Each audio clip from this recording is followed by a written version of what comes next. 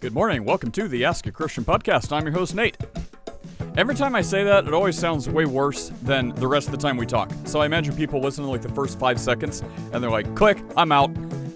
Maybe I'm too excited. Whatever. Okay, anyway, so we do have some stuff today, so it's going to be a interesting day. So let's just get to that. We have some people waiting to talk about stuff that I am not wanting to talk about. So I'm not even going to let them know. I'm just going to start talking about what I want to talk about, which is what you all want to know about, and then we'll bring them in a little bit later. Okay, so for everyone else listening real fast, let's see. A couple quick updates. Check out askachristianpodcast.com. You can find us on Discord. So depending on the day, you could be like, where's Nate? There's a channel for that. You can find out where I'm doing this. It may not always be here. Anyways, for everyone else, you can listen, askachristianpodcast.com. Roy, I'm still waiting your feedback. I know you looked at the site a couple months ago and you're like, this is awful. Give it another check. I am interested in your input because I know that web development is something you at least used to care about or care about enough to do. Or anyway, okay, so real quick, let's see. Some updates. Apparently the global climate summit is going on in Brazil right now, and I think it's opening day, and there's like some demonic-looking bull, ram, goat head statue out front with the name of the COP or whatever it is, 30 Climate Initiative. So there's a demonic statue out there, so that's great. And I think it was opening day yesterday or the day before, whenever it was opening day, a bunch of people protested and like stormed the building because a bunch of people are like have different views on climate change.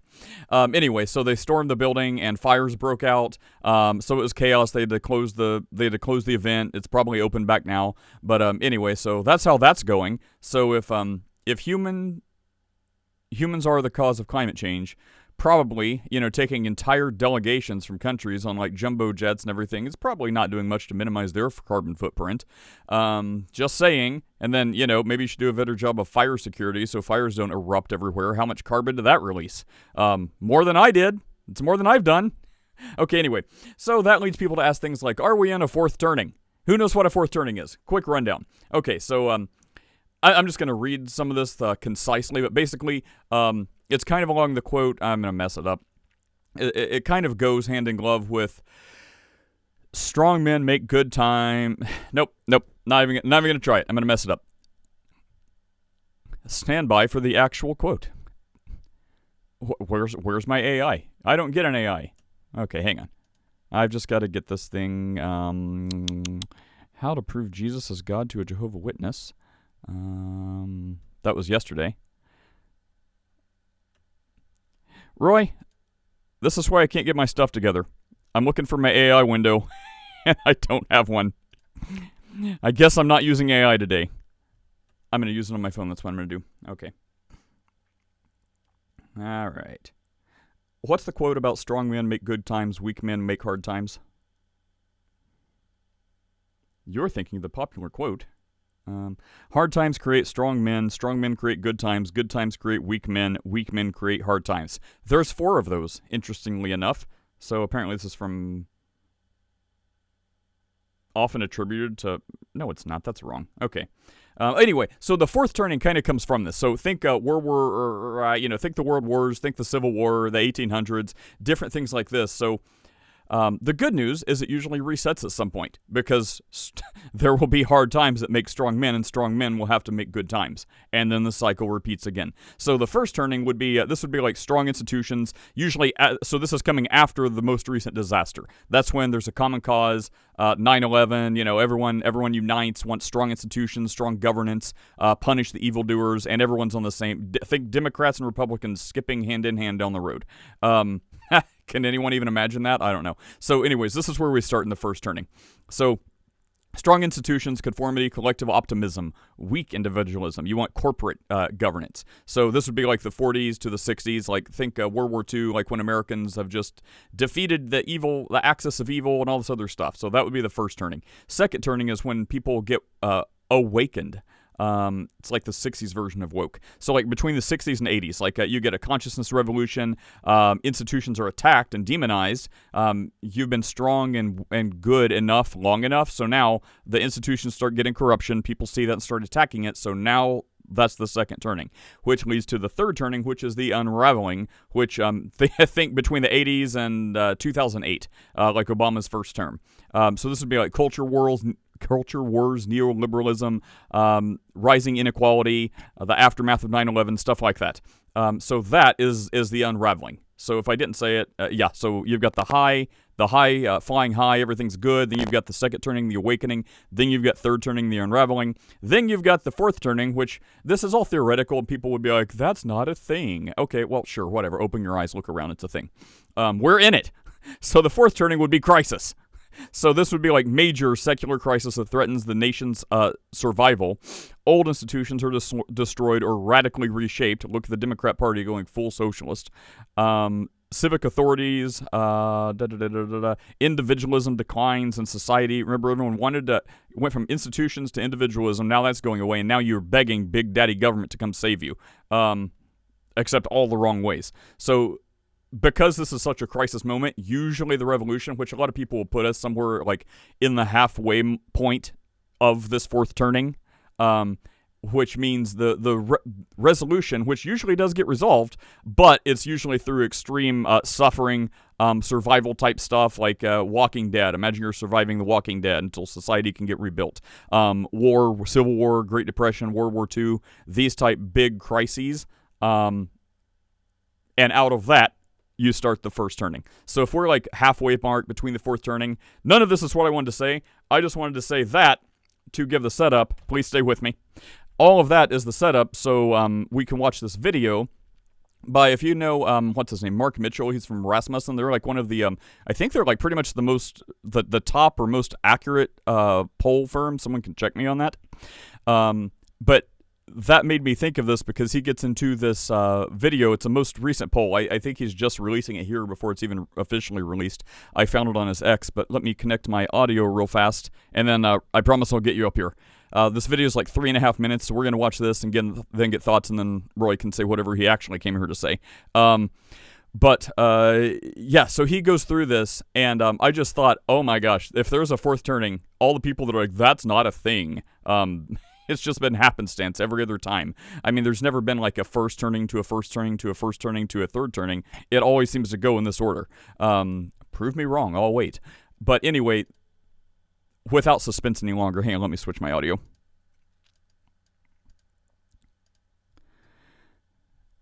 Okay, it took. Okay, so basically, this Mark Mitchell from Rasmussen Polling is showing this new poll about how people are so sick, like even conservatives. I'm not this far gone, but I'm very disgusted with the Republican Party.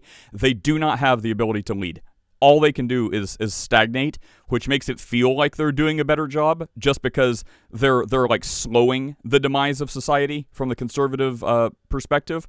However, it's not like they're proactively doing anything to slow it. They're basically just stagnated and complacent and not doing anything, which makes it feel like it's going slower. So you have like nothing and accelerationist. So I guess stagnating is better than acceleration, but it's not like they're great. They're just doing nothing. Okay, so anyways, because of that, people are getting sick of it. So this whole point of this poll is because of that.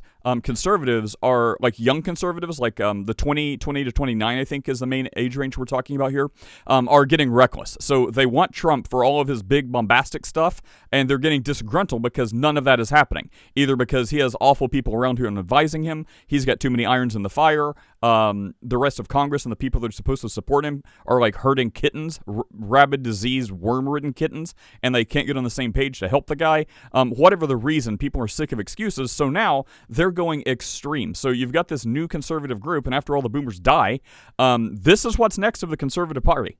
So it's going to be a bunch of people who are so sick that they want to go for the right thing that most conservatives would agree with, but because they're not getting that, they're looking to smash any button to make something happen. They just want to pull all the fire alarms to make sure there's actually a reaction, and the alarm is working. So they're if this doesn't work, and it seems like they're going to swing for like Mamdani and socialist, you're like, why would a conservative do that? Because they are looking for any sign of life. They just want to like pull every button they can or push every button they can to see if someone is giving life somewhere. And that leads us to the real problem, even if that means AI overlords, and a majority of these people are Christians. All right, let's listen to this. Excuse the formatting, but significant advancements have been made in the fields of artificial intelligence and data collection, causing some to suggest AI could take a more influential role in society. Many Americans are unhappy with the effectiveness of federal and state government officials, agencies, and politicians. If AI continues to improve, would you support a proposal to take power away from most human lawmakers and instead give an advanced AI system the authority to control the majority of public policy decisions? This means put the Matrix in charge of America. And, you know, we let him into it. You have to give him some context. And you might agree or disagree whether this is a push question or not. But the whole point is we show you the whole question so you can replicate it, right? And 41% support it, and only 49% oppose it. But if you look at the age, the under 30s support it by a majority, 53%, 25 to 29. Well, 48% of plurality of the 24 and unders. Only 37% of the 25 to 29s oppose. Like, so the Zoomers are like, yeah, like half of them say give power to an AI, 40% oppose it. Like, and there's not really a party or race signal. Actually, no, Hispanics overwhelmingly support this. Under 40 Hispanics are like, please let the machines take over. 55% of conservatives, but only 28% of liberals. So this is the conservative movement. It isn't free market capitalism and individual liberty. The under 40 conservatives are like, no, government doesn't work. Please, Mecca Hitler.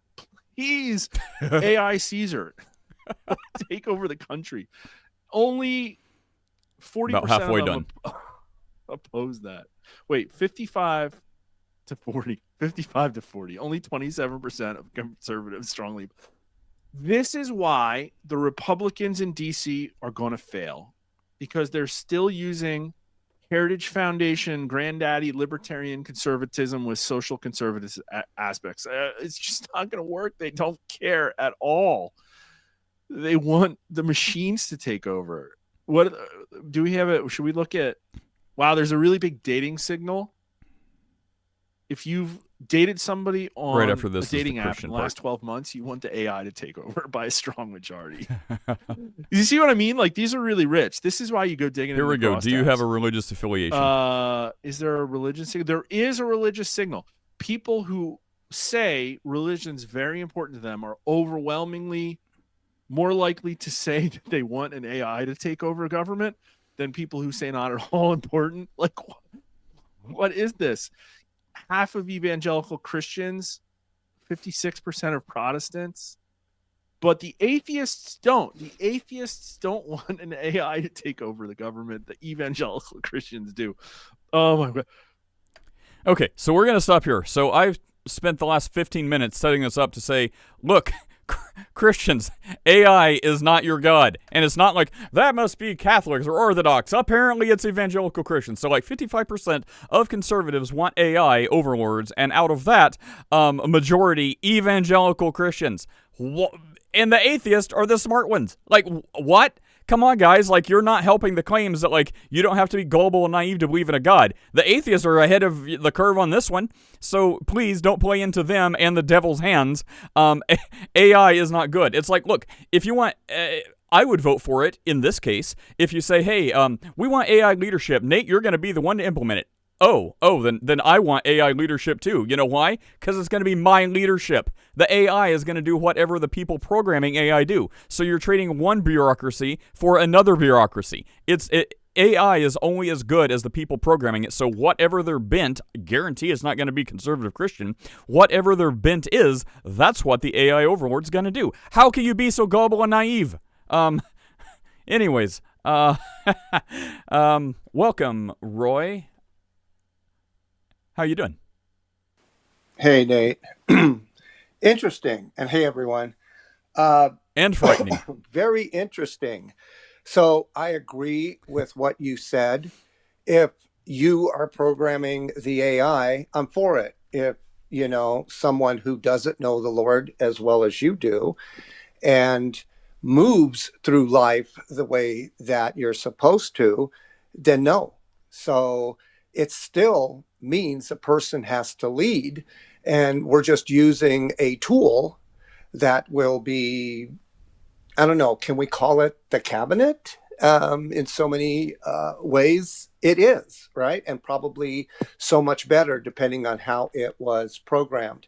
And I got to give props to Elon, because what I read about Grok and what I've listened about Grok and what I shared with you about Grok in the Bible, it surprised everybody. So AI, with the right person at the helm, I'm definitely for. But it will never be never be the right person at the helm. I will say the closest we're going to get to the right person at the helm, shout out Greg, it's a Calvinist, but Christian enough. It is Gab AI. No matter what people think about it, at least their declared position is this is their AI programmed by their team of Calvinist conservative Christians, so it is explicitly trained on I guess all the Calvin you can ever want and Reformed theology, but the point is it's not trained in Satanism and witchcraft, so I guess there we go, it's fine. So if it has a differing opinion about Romans 9, fine, but it's not going to be filtered information from the AI hive mind, so I would say that's currently about the closest we're going to get to it, and everyone wants free and open AI and stuff like that. Well, that's the closest we have, so go support that. Otherwise, it's all the same. Greg, what's up, Greg? Good morning. AI built my website. Go to askachristianpodcast.com. The ideas are mine. The implementation and code is AI. So let me know if you think AI did a good job on my website. Okay. Well, here's what AI can do. It can serve an administrative role, like handling real estate transactions. Okay. It can certainly serve that function, but you can't let AI legislate. You can't have it create law. What you can do is have it administrate law. It can handle real estate transactions. It can give out driver's licenses, right? It can serve those functions, get rid of the needless bureaucracy, right? Save billions of dollars, and that'd work. But you can't have it making policy and making law. You can't do that. Yeah, I mean, for a glorified Google search and for data crunching, it's very good. But that's not what we're talking about. We're talking about something that goes beyond, is it Albania? I think we covered a little bit ago. I think it's Albania. Sorry, Albania, if it's not you. I'm pretty sure it's Albania. Their prime minister is an artificially generated woman that offers advice, counsel, and governance. I'm not sure how much actual legal authority they have, but they're touting this as the first artificial prime minister. So look into that. I know we covered it a little bit ago. Roy, what do you think of that? People that already have a problem with women leaders, would they, Greg, would you or Chris have a problem because you're like, well, I don't think women should be in position of leaderships going off the biblical patriarchal format, but it's a woman AI, so it's not really a woman at all. That's just a persona. It's a computer. Well, we've had artificial leaders ever since Kennedy was assassinated. Just because they're biological, but they're still artificial. Oh, that is good. Greg, you are going out of your way to get all of us on a watch list. That's good, though. Roy, any other thoughts? By the way, I have someone coming to do some work here in a little bit in my garage. So I may have to step away for like 5 minutes. If I have to help, it may be longer than that. So are either one of you good to run this ship in case I have to go away for an extended amount of time? Yeah, sure. I'll make Roy a Calvinist. You bet. Yeah, absolutely. I'll accept that challenge. Oh, that was easier than I thought.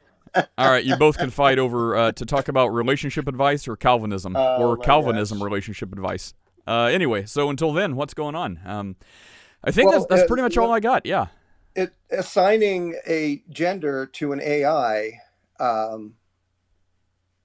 hadn't thought about that, but my quick thought is,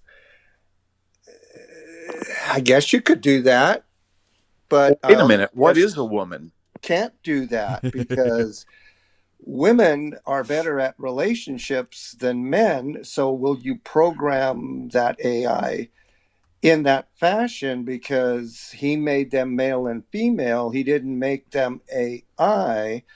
So as I'm kind of actually thinking it through right now, because I don't have prior thoughts about it, I don't think you can do that. I don't think you can assign a gender to AI unless you program it that way. And then you would really have to have a Christian in position to be at the helm, because the secular folk don't know how to determine a woman from a man. Well, and Those see are if just you my initial thoughts, Nate. that's deeper than I bet any of the people who actually have a hand in the authority making these decisions will analyze it. So they should reach out to you. But I think another good argument for maybe not women in leadership, it goes beyond the sexist. People are still going to find a way to call it sexist, but it's because typically this is the most sexist you can say. Just the way we know things, women are built different. So even in the eyes of men, it's like inverted sexism.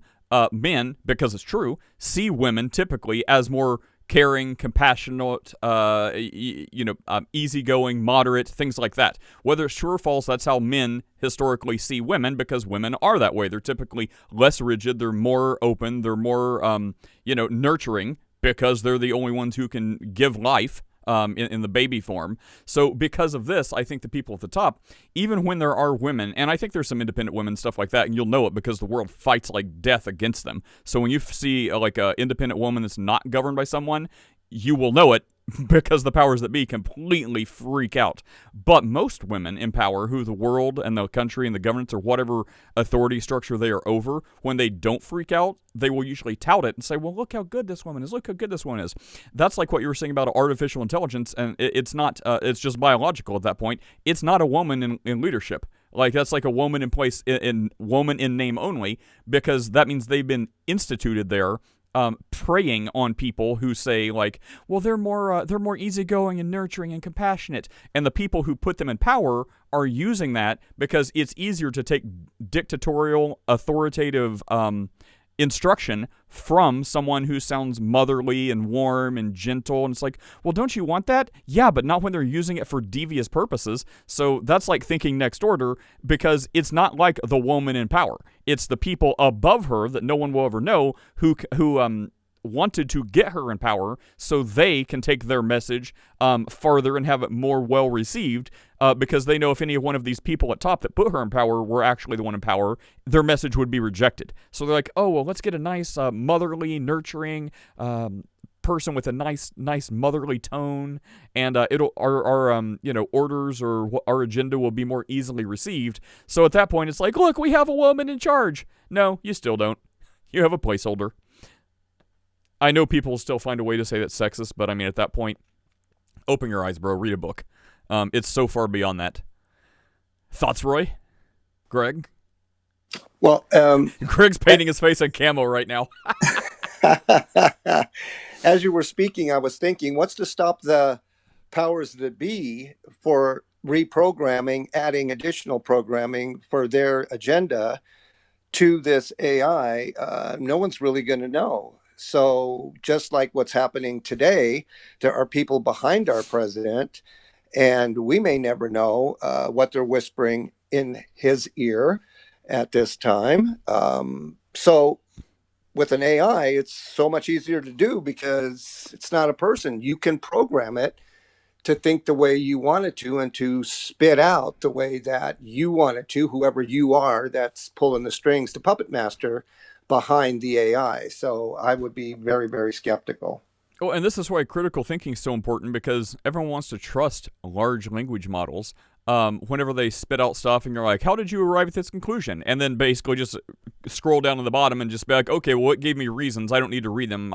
Because I asked and it gave me a readout a mile long, I assume it arrived at a correct answer. But if you start reading it, you're like, wait, that doesn't make sense. That doesn't make sense. That doesn't make sense. It's like, therefore, your answer is wrong. This is fallacious. Your sources are hallucinations. It's all made up. And you have to have critical thinking and just read the thing to be able to catch that. So again, even people with critical thinking, sometimes they start spitting out a book and you're like, okay, it's given reasons. I'm sure it checked its sources. I'm going to scroll to the end and accept the answer.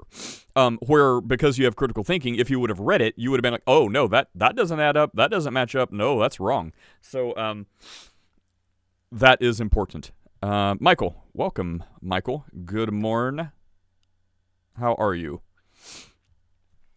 Hey. Hope everybody had a nice holiday for all the Americans down there. What holiday? You had Thanksgiving, wasn't it? That's next Thursday. Was it next Thursday? Oh, okay. Did you ask AI and it told you it was today or yesterday? No. We do Thanksgiving in a reasonable way. Last month, so it's not like Thanksgiving and then now it's Christmas. I think it's been Christmas since October. Well, a lot of stores up here are already fully decked out anyway. Yeah. Are you familiar with the philosopher John Rawls? Sorry, that was rhetorical. Of course you're not.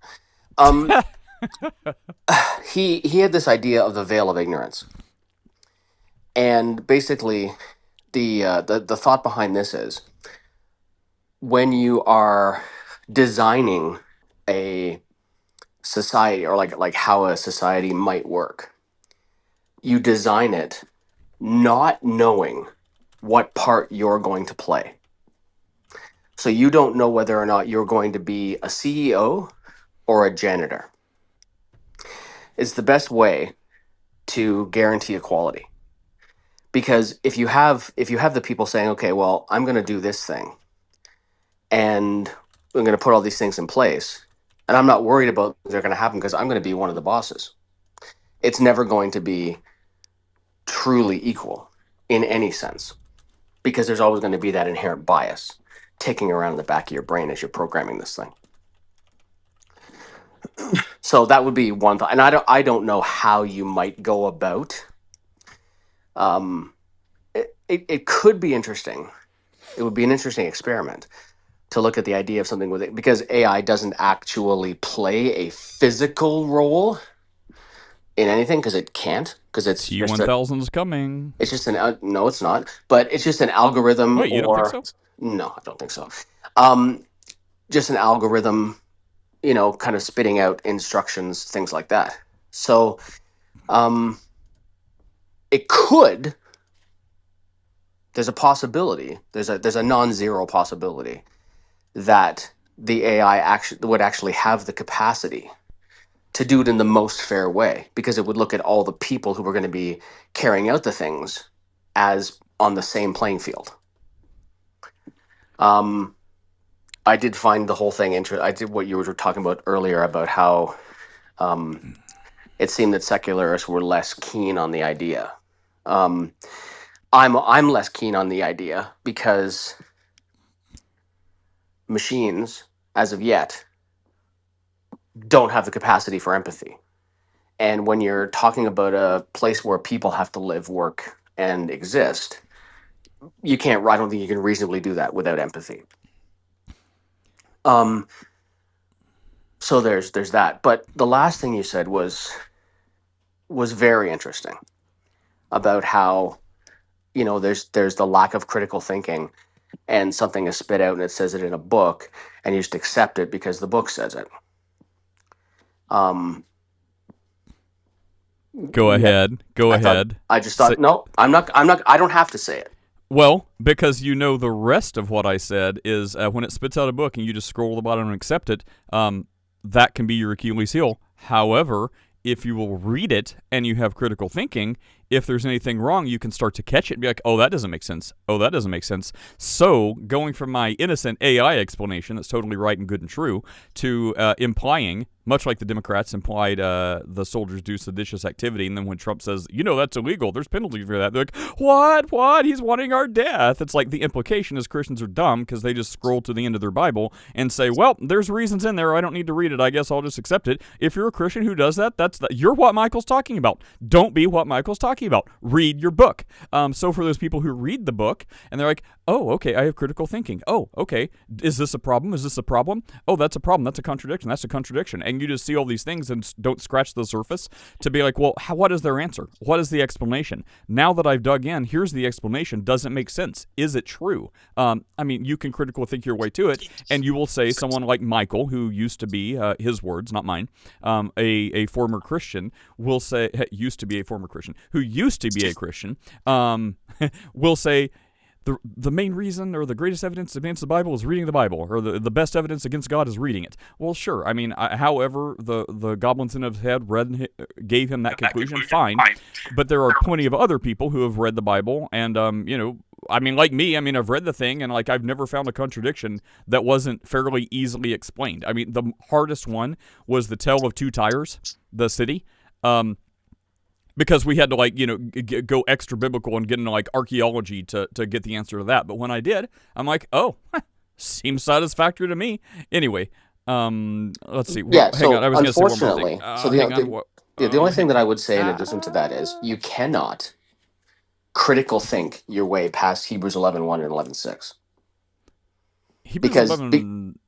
without faith, it's impossible to please God.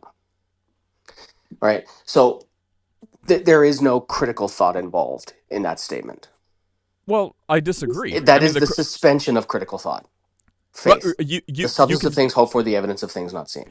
You can say that's withholding judgment. You can't act like it gets there and breaks critical thinking. It gets there, and I think you can claim it breaks critical thinking, or you can get there and be like, I will withhold judgment. Or you can come up with any other reason, Greg or Roy probably have, but no, I don't think that invalidates critical thinking, because if this is a true statement, and if God in heaven is like, yeah, that's true, here I am, and here's ways to critical think through that, so you can say, well, I withhold judgment, or no, I believe this is a way to rationalize, and you can totally critically think this. I mean, the believing part, without faith, it's impossible to please God, but the concept of it doesn't automatically have to invalidate critical thinking. I don't think invalidate is the right word. I think that's not, I would ask you to be a little bit more charitable from my perspective. I wouldn't say invalidate. I would say, sure, if you're not saying then fine. I would say forego. I would ask you to be a little more charitable on that. Let's just say withhold judgment. But you don't withhold judgment. Well, no, but if you're like, I don't withhold judgment because I believe I have this spiritual alignment with this God of the universe, and the Word of God, the Bible, is illuminated by this metaphysical, supernatural presence, like the Bible says. The Holy Spirit will lead you and guide you. I believe I have evidence in my own life of this, so I am fully convinced in my own mind. I would be lying to myself to say otherwise. But for someone like you who gets to that point and they're like, I have no such reason. If I pursue this, then I will have to do whatever you said. I would say, instead of getting to that point and saying, well, I have to forego reason or whatever, just be like, you know what? I don't have to forego reason. I can just put a pin in this and revisit it later. Right. Nate, how many times have you said on this very stage, at some point you have to reach a point where you just exercise a little bit of faith, right? You've said that a million times, well, not to be too hyperbolic, right? No, sure, but I don't think that is the setting aside of that critical thinking in the interest of exercising faith. We're talking in two different categories. Critical thinking. I don't think it's a category error. Well, I think it is. Critical thinking is, if you set that aside and then talk about what faith is, which we've done a ton of times on this. Faith, people will try to badly explain it as basically blind faith, and then I believe more right is like Abraham had faith in God. He believed that even if he sacrificed Isaac, which he didn't have to do, that God would have brought him back to life. But why did he do this? Just a blind hope? No, Abraham had a reasonable expectation, so it wasn't like blind faith. He knew God. He had conversations with God. He had empirical evidence of God, yet still, he had to exercise a little bit of faith because he couldn't see the future. So is that blind faith? Is that suspending critical thinking? No, he knows the character of God, so faith is not the way you're presenting it as a suspension or whatever you said of critical thinking, but you can have very bad reasons to just be like, well, I sure hope this is true, and all the Christians would be like, dude, that's a bad reason to believe that. Like, that's not the kind of faith we mean. Or you could be like Abraham, which is exactly the kind of faith we mean, where you have reasonable, like a reason for your faith. So you do have to take a step before you meet ground, but it's not like a step in the dark. It's like, well, based on everything in the Bible, based on all the historicity recorded, based on my own reading and illumination of the Bible that didn't just happen by happenstance, I believe it's attached to this God. Therefore, I will have faith, and when I put my foot down, it will hit something. Not just because. Yeah, the only definition of faith I gave was biblical. Well, so did I. What you said biblical, but you mentioned Abraham. But You mentioned it. I didn't mention Abraham. You did. Well, because you said the only definition of faith was biblical, and that's clearly not the only definition I said the of faith. only definition of faith I used. Oh, okay. Right, I used Hebrews 11:1 and 11:6. That's all I used to define faith. Right. I know, but then the way that was presented was not what I would call the most charitable ever. Oh, man, we had Dr. Josh, and he left. Oh, he saw me, and he took off. I'm kidding, of course. He's with this time of morning. He may be dealing with his kids too. But yeah. Anyway, it's we're shock of all shocks. We're not going to see eye to eye on this because we're coming at it from different perspectives. I think that I don't think that anything that either one of us said is. Well, maybe I'll just leave it at that. I think we're just coming at it from different perspectives. Besides, James is here now, and he's smarter than me. Yeah, and I mean, isn't any wonder we disagree on some stuff. I may have to step away in a minute, so let me go ahead and make Roy and Greg mods in case. Lord, please don't let the sky split open and the earth consume me for what I'm about to do. But so Greg, the only rule for you is don't completely be awful and call people gay and retarded. And Roy, limit your yes or no's as much as you can. Okay, James, what's up? There will be no yes and no's. What's up, James? Oh, not much. I heard a discussion about faith, and it raised the hackles on the back of my neck. I was curious. Because you wanted to fight against Michael? I understand. No. Well, I know, I don't want to fight him kidding. against anybody. Oh, well, I'm trying to be funny. I need to learn. Just stop trying to be funny. Poor thing, the Bible guide left. I love Dr. Josh. He's awesome. I know. Michael, why do you think he left? Because of you? I know it was a joke, but I'm totally just joking. Yeah, he was on the podcast. He and his wife Megan were on the podcast last week. I love those guys. Like they're awesome. Yeah, he just this time of the morning he's commonly dealing with his kids too. So he's got a handful. Yep. Michael, when are you available? Email me some times that you're available to do this podcast again now that it's successfully worked. Go ahead, for Roy. sure. Yeah, absolutely. Oh, and for anybody who's interested, if you go onto YouTube and type in the synagogue or type in unapologetics or CJ Cox, he's a Christian that I've known for years. He's been on our podcast a bunch of times, and the last 2 weeks, yesterday and 2 weeks ago, I was on his YouTube channel having an interesting discussion about a myriad of different topics. So go check it out. CJ's a good guy. Roy, you're about to say something, I think. And just for anybody who knows, he's reformed. Like he's a reformed evangelical. No, I was just going to say when James was talking about what got him up on stage about talking about faith, when you and Michael were speaking, what my spirit was telling me is that if you both define it, you'll realize that you're not defining the same term, the same word, that both of you are talking past each other. And I think you know that because you come at it from different perspectives, therefore you have different definitions for the word faith. And I think that's where, the discrepancy lies.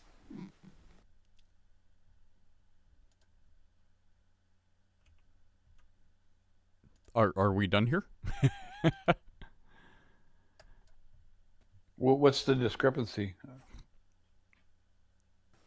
I don't know. I don't know what Michael's definition is. I know what Nate's definition is. Michael wants to. Well, if we're talking about faith, I use the biblical definition. Yeah, so biblical definition, let me just pull it up here. Hebrews 11. The substance of things hoped for, the evidence of things not seen. 11:6. Yeah, I'm just trying to do a screen you share. Exercise that? No, but I was doing an internal critique. It's the only honest way to do it is to use your own definition. Hang on, 11:6. That doesn't seem, and without faith. Oh, sorry, pardon me. Hebrews 11:1. Hebrews 11:6 is without faith it's impossible to please God. Hebrews 11:1 is the substance of things hoped for. Yeah, Hebrews 11:6 is great. Okay, yeah, so I got it backwards. Roy, the thing is, I mean, I don't want to say negative words about Michael, but I mean, the implication, I think, usually when people will say this one verse is kind of like how people will be like, see, Jesus is totally not God. He never claims to be God, and here's why. And then they cherry pick like the 3 verses where it says, the man, Christ Jesus. And it's like, see, not God, man. It's like, did you read anything else in the Bible at all? And the answer is, of course they did. They're just ignoring it to make their point and hoping they talk to dumb Christians. I mean, that's a pretty easy one to defeat, but that's kind of the idea in my mind when people are like, now faith is the... I want evidence. Which one gives us evidence? Here's a good time to prove this point. Let me bring up some parallels, because I've always remembered, I think it's King James, faith is the evidence of things hoped for, but ESV says assurance of things hoped for. Let me just go ahead and take this moment to pull up. That right there, think about that. Things hoped for. What does that mean? Well, before we did that, I'm trying to read the verse, but I thought this would be a good time to pull up parallels for people that are like, all these versions of the Bible are so different, you can't possibly understand. So let me just read these in a couple. I've got ESV, KJV, and NIV. So Hebrews 11:1 ESV. Now faith is the assurance of things hoped for, the conviction of things not seen.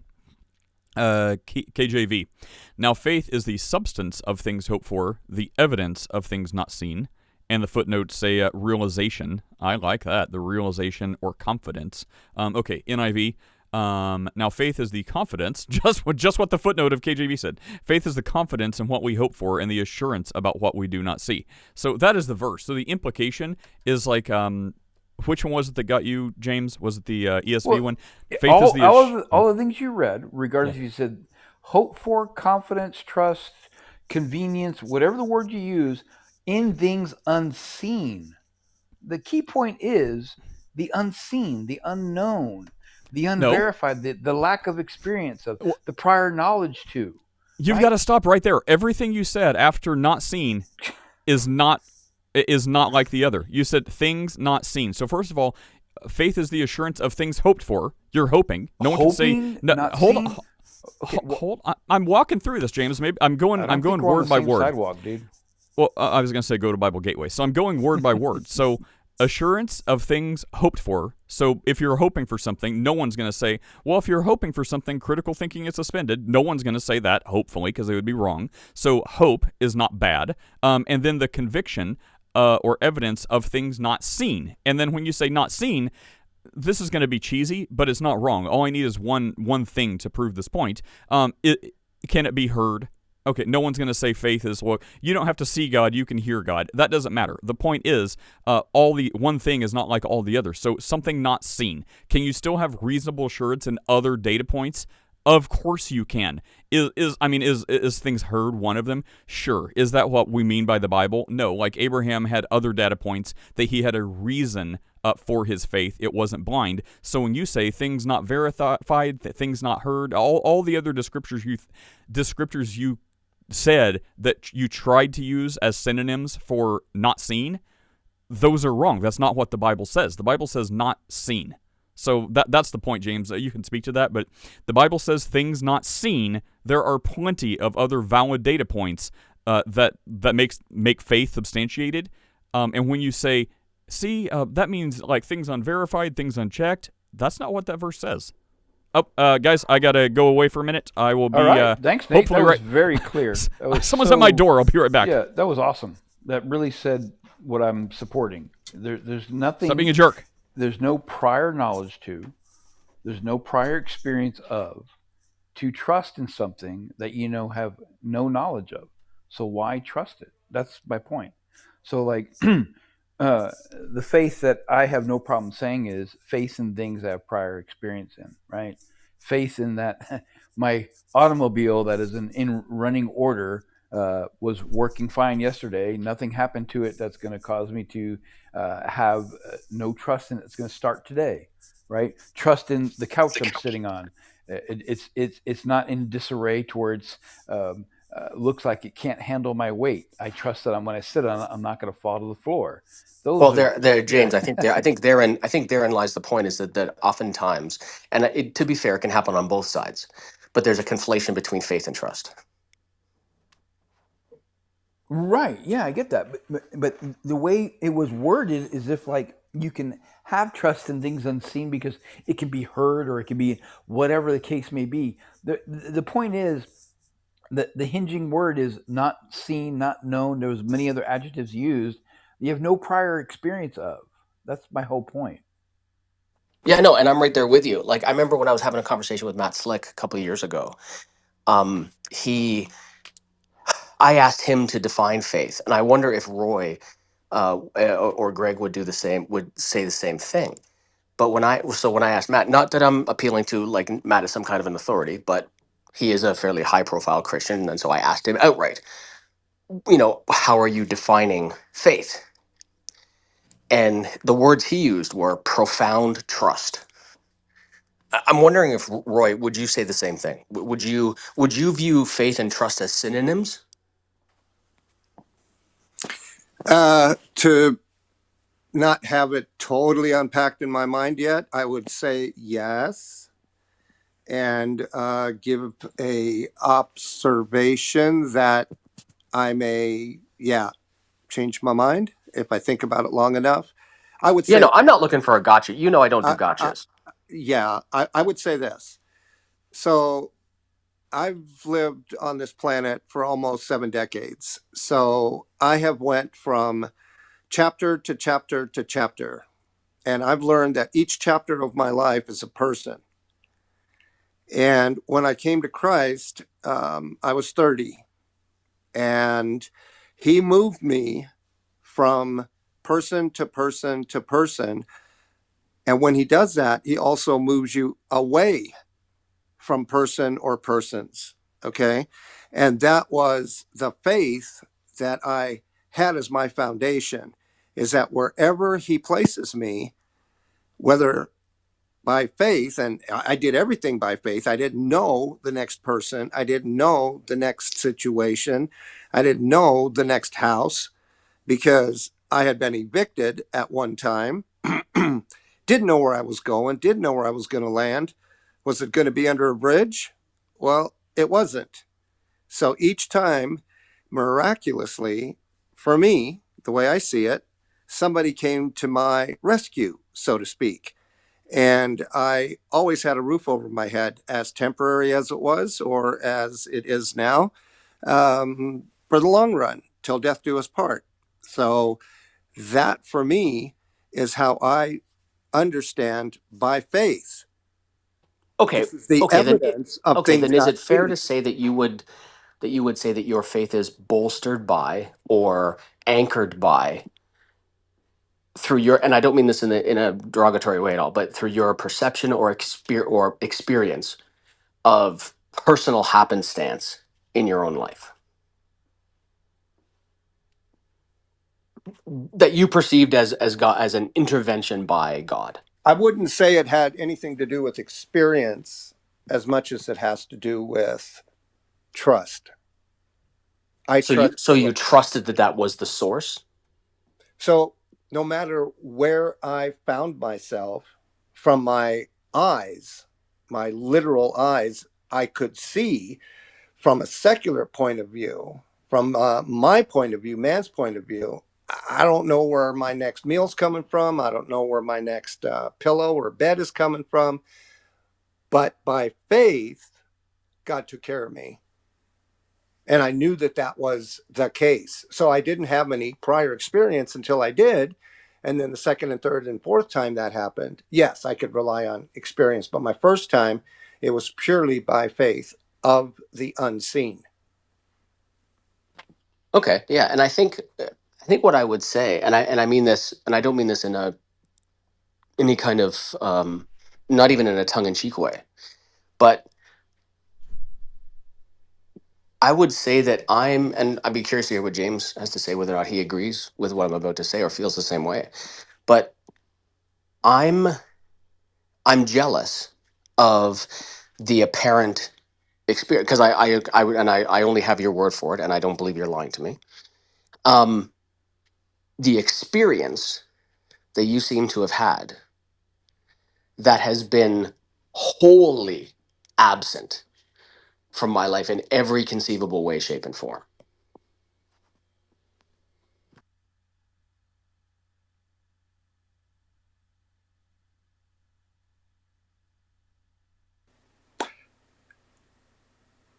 James, why don't you respond? I don't know how to respond other than I No, get to. I appreciate those who have the personal experience, right? Am I jealous?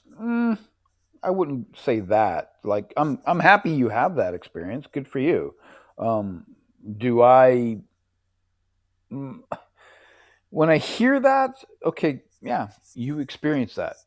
What is it that's convincing of me that that experience is actually true? I'm very skeptical of that, right? Because the experience of said, God or gods or anything supernatural is yet to be really something that can be verified, right? It's a personal mental concept experience. It's something that helps people get through troubling times. So that concept can be so powerful and so strong that people can actually convince themselves they're having a true All right. Let's see. realistic I don't know how long I experience. should let this So go. in that before I tell regard, them I'm back. good for you. I'm glad it worked for you. Maybe. Oh, Yeah, and unless you that's wanna an amazing point in the fact maybe I'll that just an listen in experience, for a while and see how this because goes I before never I want to jump back poo-poo in. somebody's personal experiences, right? Because I like whatever it was, I believe if they tell me they had an experience, well, I can either believe them or not. I try to believe them. And yeah, James, I would agree with you that any individual's personal experience is probably the best evidence for them and just hearsay for everybody else. I would agree with that. But if it is the case, and I think when I said jealous, what I meant by that was I'm not going to change my word. I mean the word that I used. If it is the case that and I'll just speak for I guess I'll just address Roy and Greg because Nate's not here. If it is the Or case, am if it I? actually is the case that what they Is this believe is dishonest? I don't think true, so. then I'll let that Roy in a minute. experience is profound from an eternal perspective, right? Like truly trying to step in, and say, okay, this is coming at it from their perspective. So that's more of what more of what I meant. And from that perspective, if it is actually true, because like James, you would agree that if what Roy and Greg believe is actually true, you and I are in for a bad time, right? And Uh-huh. so that's what I mean when I say, it's a bit of jealousy, because it's like, oh man, it's like I would, if it's actually true, yeah, I want that too. I get that. Yeah, good point, Michael. Yeah.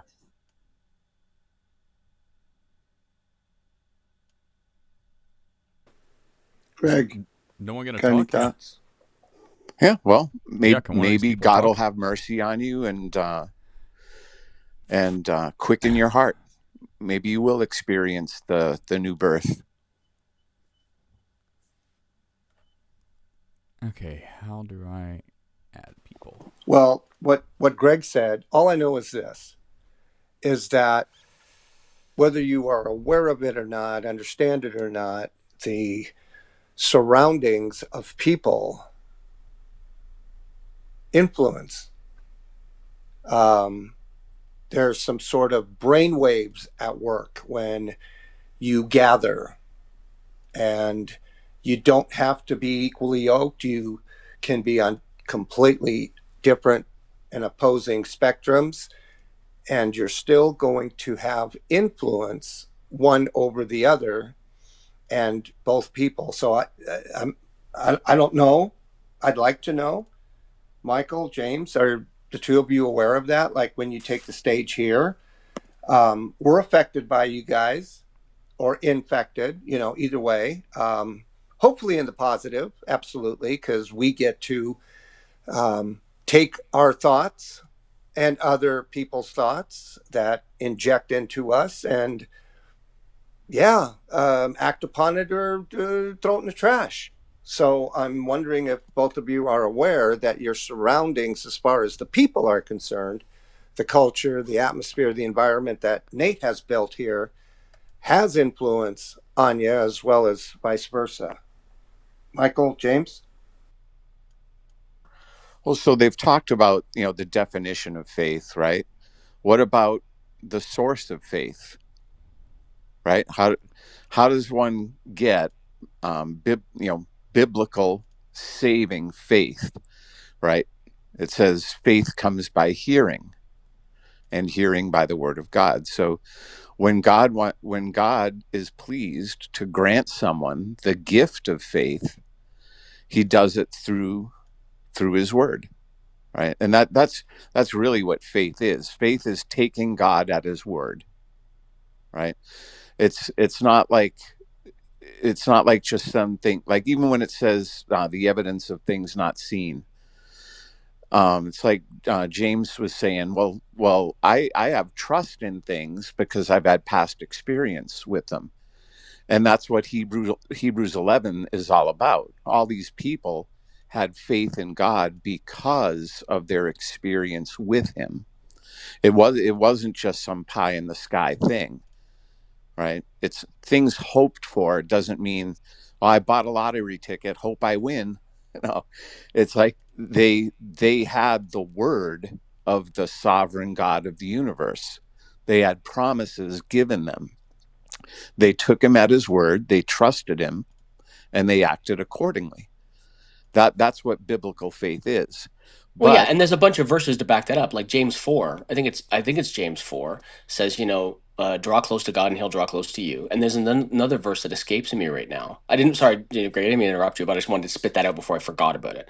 Because there's another verse that says, God draws those close to him that he chooses and hardens the hearts of those he chooses. that's Right? So Oh, it Roy's seems gonna to me, push and back on that I'm one. not trying to say, oh, there's a contradiction. That's not what I'm saying. But what I'm saying is that when you come at it from the perspective of, for James and I, well, maybe I'll just speak for myself. From my perspective, when I see a verse like James 4 that says, draw near to God and he'll draw near to you, and then I see another verse that says, God's going to choose. And as a Calvinist, Greg, you would believe that as well, that I can't be granted faith unless God chooses to grant me faith. Correct? Well, here's the thing. James is talking to Christians. He's talking to people that God has already chosen, that are already born again. And even Christians, right? Even we at times, like we're sheep, we're dumb, we go astray. So James is telling Christians to draw near to God. He's not saying that an unregenerate, son of Adam can do that all by himself. So both things are true, right?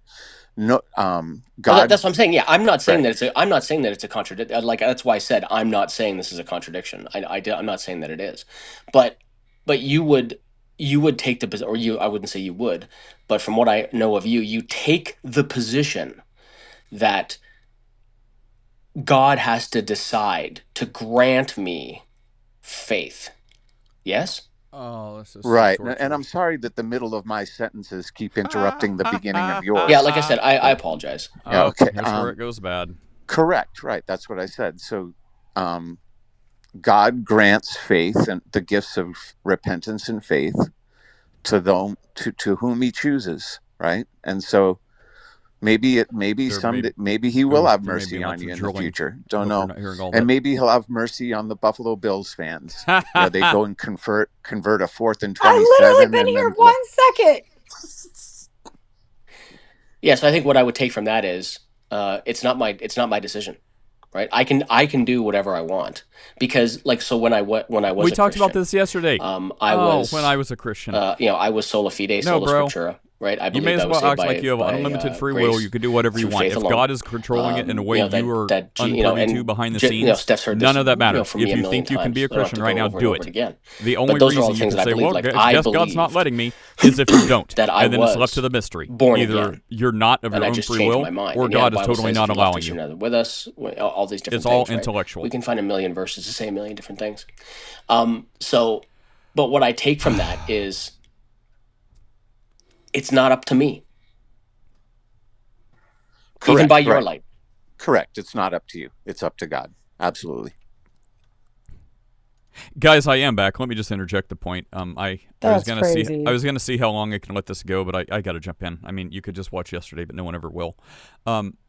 Michael, like it's this intellectual thought, whether or not God is controlling and Calvinism is right, and all this stuff about predestination, it should be seen as inconsequential to you. If I ask you to do something right now, I'm like, Michael, raise your hand. You may as well act as if you have unlimited free will in this regard.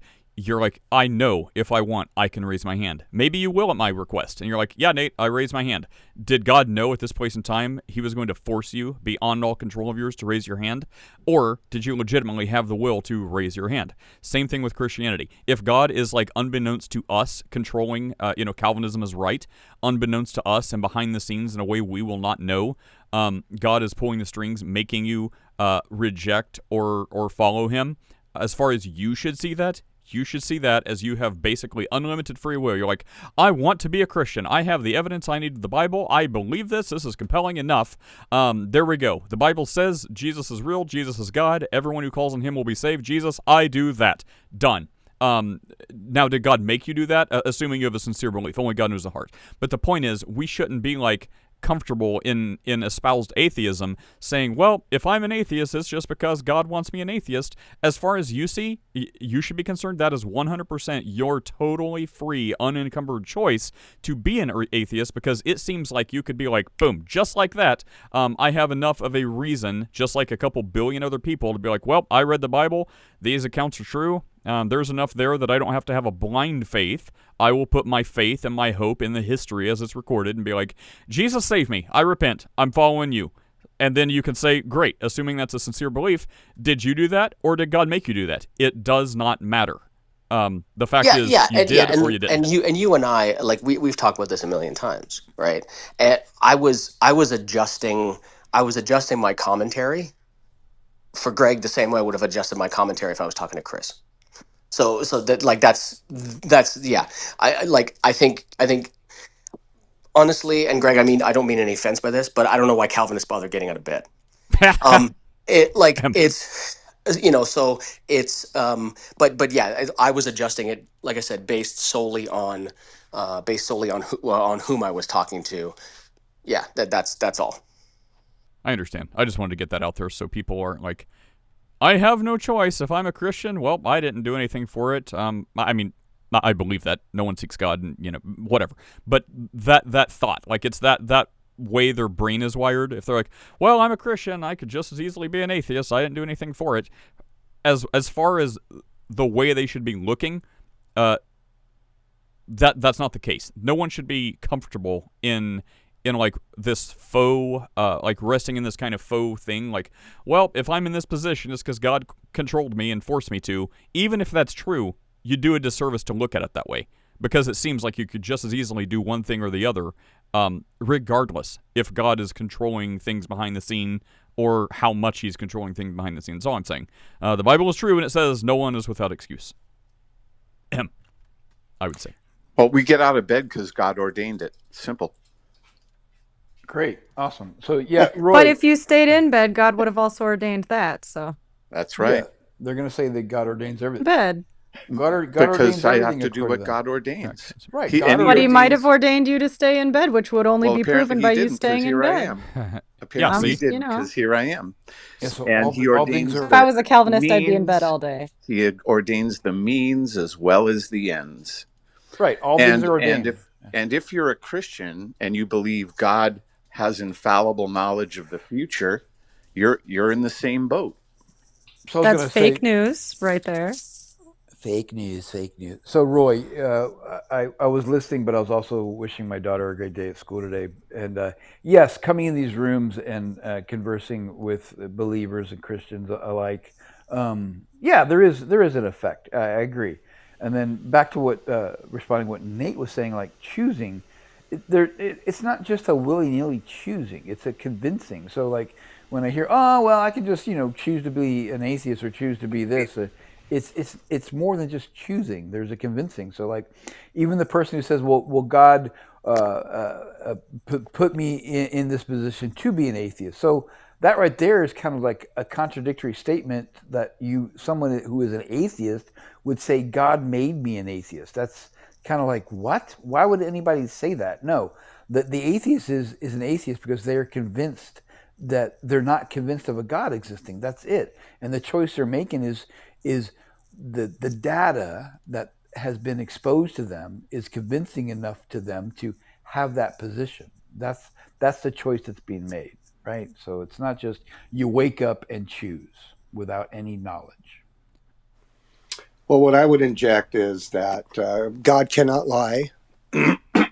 He wishes that none should perish, and he calls you and points you to Jesus, as does the Holy Spirit. So when I was called, I was 30. I didn't hear him before then, but I considered myself a Protestant because when I was about 8 years old, I said, Mom, what religion am I? And she said, we're Protestant. I said, okay, thanks, Mom. So I didn't know what I didn't know. I didn't know it was a decision. I just thought I was born one. I don't know what a Protestant was. I certainly didn't know what a Catholic was or any other so-called denomination or, you know. But when I was 30 years old, someone said to me, hey, Roy, do you know that you must be born again? I said, no, Gene, what's that? And my best friend for 10 years said, and he explained it to me, and less than an hour later, I'm in. After he explained who Jesus is, what Jesus did for me, who I am as a sinner, and where I'm going, and all the things that one would share with someone that doesn't know you must be born again, I felt the call. And I didn't have to think about it. I didn't have to go home and compute it. It just, bam, I'm 30 years old. I'm born again. I was on fire for the Lord, and I learned more in the coming years, in the months, the first few years than I did prior in the 30 years. Because what I was thinking is, who's got the answers to these big questions that I have? And no one did. My parents didn't. The teachers didn't. I couldn't find the answer to my big questions in life. And when Gene shared with me, I asked him, he kind of sort of answered them for me. And I said, I'm in. That was it. So my point is, God calls you, you hear the calling, you do one of two things. You're in or you're out. And that's it. So wait, you spoke to a person named Gene, and that was the calling? Yes. Like I said earlier, every chapter of your life, the next chapter of your life is always a person. It's never a circumstance or a situation, but it's always a person. So be looking for a person for the next chapter of your life. And you should always be growing. If you're not any smarter, wiser tomorrow than you are today, you're lacking, because the Lord says to do that. For a minute, I thought that God had ordained the Bills to win that game last night, especially after they converted that 4th and 27 with that hook and ladder. I thought for sure they were just going to march down, get it in the end zone. But apparently, I can't second guess God. He had ordained otherwise. I'm just over here playing my Wordle and trying to get my kids some peanut butter, being attacked for absolutely no reason on a personal level. Well, you as the Bills Steph, chief you didn't throw spokesperson. the interception. Why do you take it personally? Greg, that's it. I'm going to let you listen to my kids scream for the next 30 minutes. Give it to me. It's medium. Anyone who I'm missing who would like the ability, since Steph doesn't read her moderator messages at all in Discord, I am trying to go through and give abilities for people I know, like, and trust not to spam porn on Discord, the ability to post images and attachments so they can participate in these sick meme posts. Do you have faith in those people who are not going to do that, Nate? Well, I do have faith in the people I'm going through right now and clicking on, but it's not blind faith. It's based on knowing their character, their qualities, just like some would say people know the characters and qualities of God in the Bible. So my faith in giving them status without them asking, I think, is reasonable and well-placed. People who have not even joined the server yet, and I have no idea who they are or from whence they came, no, that would be unreasonable faith. I don't even know they exist until they join. So let me ask you something, James. What evidence would convince you of the existence of the God who says you already have enough evidence? It would be an experience from that God that convinces me it is from the God. Well, let me ask the question again, because I don't think you quite heard it. So what evidence would convince you of the God that says you already have enough evidence? Okay, so I answered you very succinctly, and then I need to ask a follow-up question. Where is it that this God already told me, right? I didn't get that experience that God told me that he exists, it exists. Yeah, well, he told me that you already have enough Oh, evidence. okay, cool. Yeah. I'm not going to deny you had that personal experience. I'm happy for you, Greg, right? So Oh, I if didn't this, say. hang on. Go ahead. Go ahead. If this God told you, Greg, right? Why did it not tell me, Greg? Because you're calling God an it. That's probably step one. Well, Okay, he so did. until I have any data to confirm whether or not it is something that does exist, and whether it can be identified as a male or a female or even some kind of biological entity, I'm going to refer to it as an it. That's Well, then don't expect to get any insight. I mean, it's like is it upset that I'm calling it it? You do the have enough data. well, the fact that you're calling God it kind of belies your inner hardness of heart. Like, you clearly know the Christian doctrine and the way the Christian Bible presents it. So the fact that someone is unwilling to even give the fact that someone's unwilling to even give kind of the respect you would want to be a good faith actor, you're even willing to give that, kind of shows that it's like, well, a hardness of heart condition. So it's like, well, why would you expect God to try to chisel away your heart of stone when you're like, no? I'm not saying no harshly, right? Okay, so I can play book club. Yeah, book club. He, the character in the book, composed of many other books, i.e., the Bible, this character, he, has not convinced me. He has spoken to me personally to tell me I know he exists.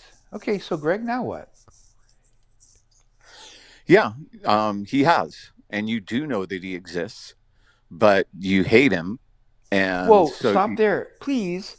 You do not have access to my mental states. Oh, I do. And then God's given me access to your mental states. that's Yes, I do. so he has given it to you personally. That's your personal subjective opinion and experience. I'm not going to deny you have that. However, where is it now that you're saying I hate him? No, God has given me access to the mind of the unbeliever. You're hostile to God. You're at enmity with him. You won't come to the light because you hate the light. You love darkness because your deeds are evil. Okay, so you said a whole lot of nice derogatory adjectives, right?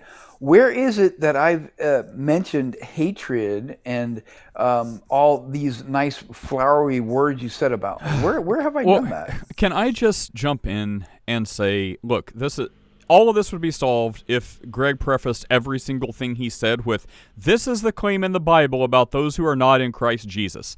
If we could just say in your head, hear that every single time, otherwise we're going to be here all day long, like that would be a correct biblical, non-confrontational position to a good faith actor, like Michael does constantly. It's like, look, Michael, this is what I'm saying. I'm going to say this disclaimer one time. The Bible claims, the claim of the Bible is, if you are not in Christ, you are at enmity, you're hostile, you, hate God. I'm not saying you're professing that. I'm not saying you even think you believe that. I'm saying this is the claim of the Bible that I believe. So now, everything I say, please remember that disclaimer. Now everything's solved. That's what the Bible says. I agree with the Bible. Do you say that? Do you believe that? Of course you don't say you believe that. Yeah, because when that typically happens, I just say, well, I'm sorry, you're just incorrect. Sure, and then let's just move on. Yeah, because it's like I would stand lockstep with James in that way, in that just because an individual believes that their faith has granted them enough evidence to believe that based on what the book they believe in says is actually true, that doesn't color me unconvinced. And and then if I was going to, because when people do that, if I sway to the other way, which is a little less charitable, then I say, well, I'm sorry, but the same book that says know my thoughts also says a bunch of other things that we know aren't even didn't happen, or not even possibly happen, but aren't even possible to have happened. So again, calling me No, skeptical. no, we're not talking about evolution. We're talking about the Bible. I didn't say evolution. Well, you said things that can't possibly happen. Sorry, Yeah, you confused me. yeah. Yeah, like evolution. No, that's not what I was referring to. If we knew we know Does more this about seem evolution. productive to anyone in here? Or? No, but see, when you Okay. say that's like the opposite, like what Greg was doing. Like, James got bothered to some degree that he felt Greg was projecting his feelings on him, and I just have to, as a sense of conscience, when someone's like, now, stuff in the Bible we know can't happen. No, you don't. No, you don't. You think you have evidence, present your best case. You don't absolutely know there's not a God supernaturally working stuff behind the scenes. Okay, fair enough. But every time someone says there's a claims in the Bible that we absolutely know that cannot happen, no, you don't. You get 99.999% to, quote, knowing, and you still don't know. So I just have to interject that every time someone says that. But Steph, Wait, did you have a better idea? Who said we know it can't happen? Who said that? I did. Oh, Yeah. okay. Yeah, like for example, and so again, what I'll do is I'll just I'll use use that terrible thing, philosophy.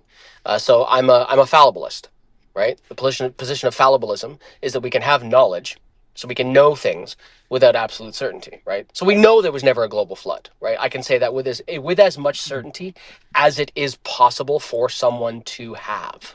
So still not quite there. In the same way you can't, quote unquote, know that God exists. Great. I understand that's your claim. Of course, I would still dispute it, but sure.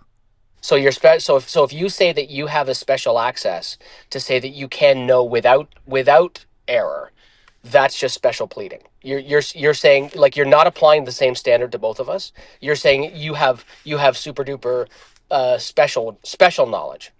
You said if I'm doing that, I'm not doing that. I'll say, look, I believe that's true, because without faith, it's impossible to please God. Well, how much do you do it? To the point of death? Does that satisfy you? I mean, it doesn't prove God's real, but I mean, it proves I must really, really believe what I believe. If someone's like, Michael, die for evolution. You're like, well, hold on. Look, I believe evolution's true, but me dying is not going to serve a purpose. Well, precisely, me dying is not going to serve a purpose. Because and I'm certainly not gonna die for any of my beliefs, because this is the only life I have. Michael's gonna be a Muslim. So, but anyway, I think I'll agree with Steph that this is probably not. Well, what better idea do you have for us, Steph? No, I don't necessarily, but I will say, Steph, I was, as you know, Steph, the Niners are my number one team, but a very, very, very close second are the Bills, because they're the closest thing to a quote unquote home team that I have. And I was very sad for you. Thank you, Michael. I'm in a deep, dark place today. Well, Chiefs lost to Broncos. That's about as bad as it gets for my wife. When? What? Wait. The Sunday, right? Oh yeah, Or last week. Yeah. Oh yeah, that's right. Yeah. That's right. That was a good day. I liked Because that day. Thursday is when the new week starts. Not Sunday, but Thursday. Because God said, NFL said, who was that guy's name? Roger Goodell? Because he said, well, someone said before him, but because NFL says, whatever. It was a very rough day in my household. Peter was there much weeping and gnashing of teeth? There was. Peter was throwing up yesterday, so he stayed home, and he's home again today. So then I let him stay up late and watch the game, because, with his autism, it's like sometimes he's really engaged, but a lot of the time he's not. He was like super engaged in the game. He was asking all the questions. What's this? What's that? Why did that happen? What's the flag? Like he was really into it. So I didn't want to put him to bed because I was enjoying him being so connected. And then, he stayed up for the whole entire game. And at the end, he does this thing where he goes, which team is boo-hoo? That means which team is losing. And it just added so much insult to injury that he's like, the Bills are boo-hoo. Boo-hoo, Bills. Bills are boo-hoo today. Thanks, Pete.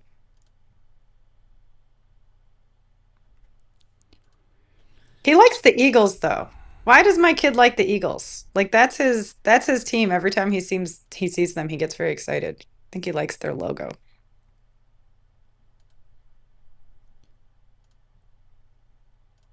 Anyway, what else did I miss today?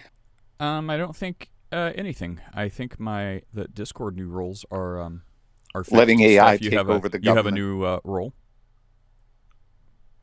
No, don't mention AI in the government. Steph will have a nervous breakdown. Oh, well, the majority of evangelical Christians are wanting AI leadership control. So, Steph, this is where you come over to my side because the majority of secularists and atheists think it's a bad idea. Hey, I also think it's a bad idea. So I had an experience with AI this week. So my brother paid a gajillion dollars. Yes, Peter wants to say hi to Connie. You want to say hi real quick? Hi, Connie. She can't respond, but I'm sure she says hi. Wow. Oh, here she comes. A high five. Do you want to say it again? Hi. Hi, honey. Good morning. Peter loves Connie very much. Okay. My brother has a very expensive degree in audio engineering and music composition from Full Sail University. And Full That's where Sail a friend of mine went. That's funny. Yeah, it's like What do I know? Hey. It's $100,000 a semester. Like that school is no joke. Anyway, he wrote this really amazing song that he produced and recorded by hand and did all the vocals and all the instrumentals on, his systems and with his guitar and piano and whatever else and ever else. And then he wrote it a few years ago. Everyone really likes this song. And with his like $300,000 degree, right? He fed it into AI this week and it made a way better song and it still sounds like him. And he just was like, oh my gosh, this is amazing. But then I didn't like the music style because I don't like, I don't know, whatever. So then I was like, you should have it do like an indie folk newgrass version. And he did, and it was really good. And he said it was even better than the other one.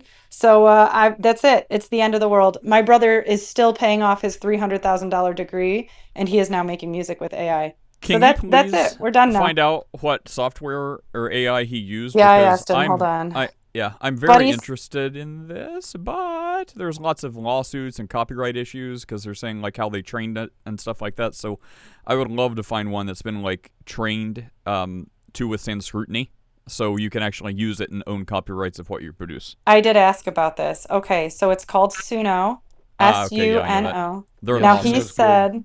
he said the thing with Suno is you can't tell it the style of any band or song. He said Yeah. it has to be, you have to put in the chord progressions, you have to describe what you want, and then you have to tailor it based on saying things like, make this in an indie newgrass style with an upbeat feel and key changes and whatever. So he said if you do all that and it's music that you wrote and you don't mention any specific band name or song, you're good.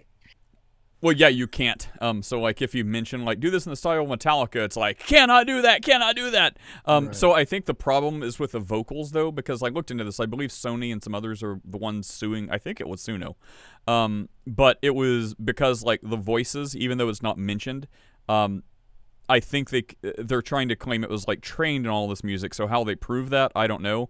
But yeah, I think we're awaiting the answer to that lawsuit, and that's going to set precedent for all this stuff. Well, Well, remember one he thing, fed his own song into it.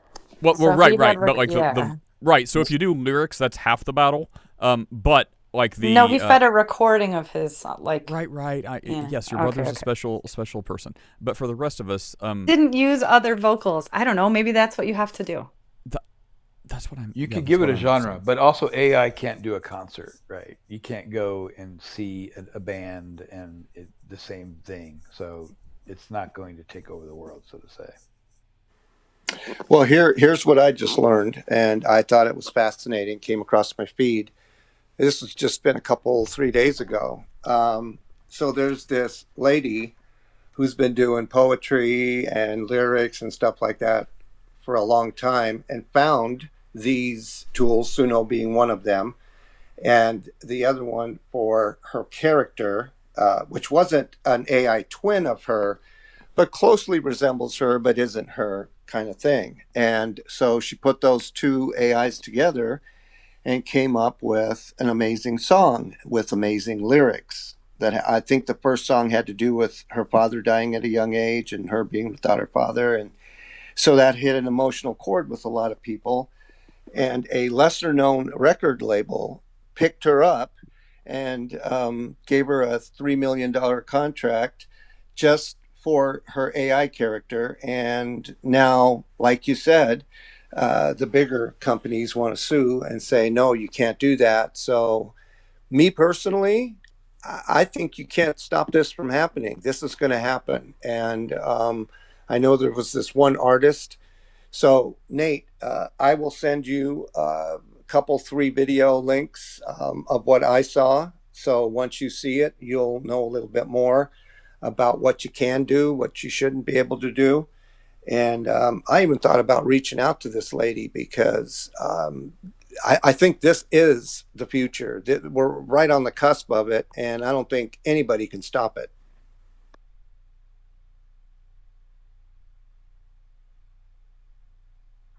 And kids who only grow up with it, like the kids being born now, right? And when that's the only thing they grow up with, you can totally have an AI generated band, and they'll never age. They'll never have to listen to 70-year-old David Lee Roth, make a fool of himself on stage. It's like, but what they're going to be missing is, there's a certain emotional content that just can't be, that just can't happen, with AI. There's, when you're watching something on a screen, you can't really get mad at it. You can't really fall in love with it. You can't really, what I mean? As opposed to, a performer on a stage can make that emotional connection. Why? Because we're both made in the image of God, and AI isn't. So that's the thing will be lacking, but people will probably settle for it. So anyway, Nate, you know what I had a thought about? I guess he's gone. The other day we were talking about the Second Amendment, having right to arms, and then the whole thing about, they were just talking about muskets, right? So, okay, well, if why don't we apply that, to the whole religion thing? Because the only religion they were talking about, in the Constitution was Christianity. They were just talking about Baptist, Presbyterian, these kinds of denominational differences. So how about we just go back to, you have to be a Christian to hold office. You have to be a Christian to vote. And even to hold office, not only a Christian, but maybe have served in the military too. I think that'd be a good requirement. Oh, and you have to have been born here. Yeah.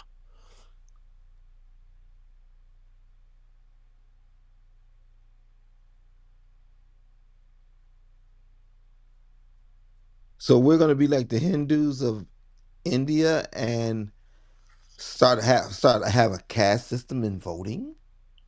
No, we're going to be Christians. No, we're not going to be Hindus. We're going to be Christians. Here's the thing. And I do believe in evangelism.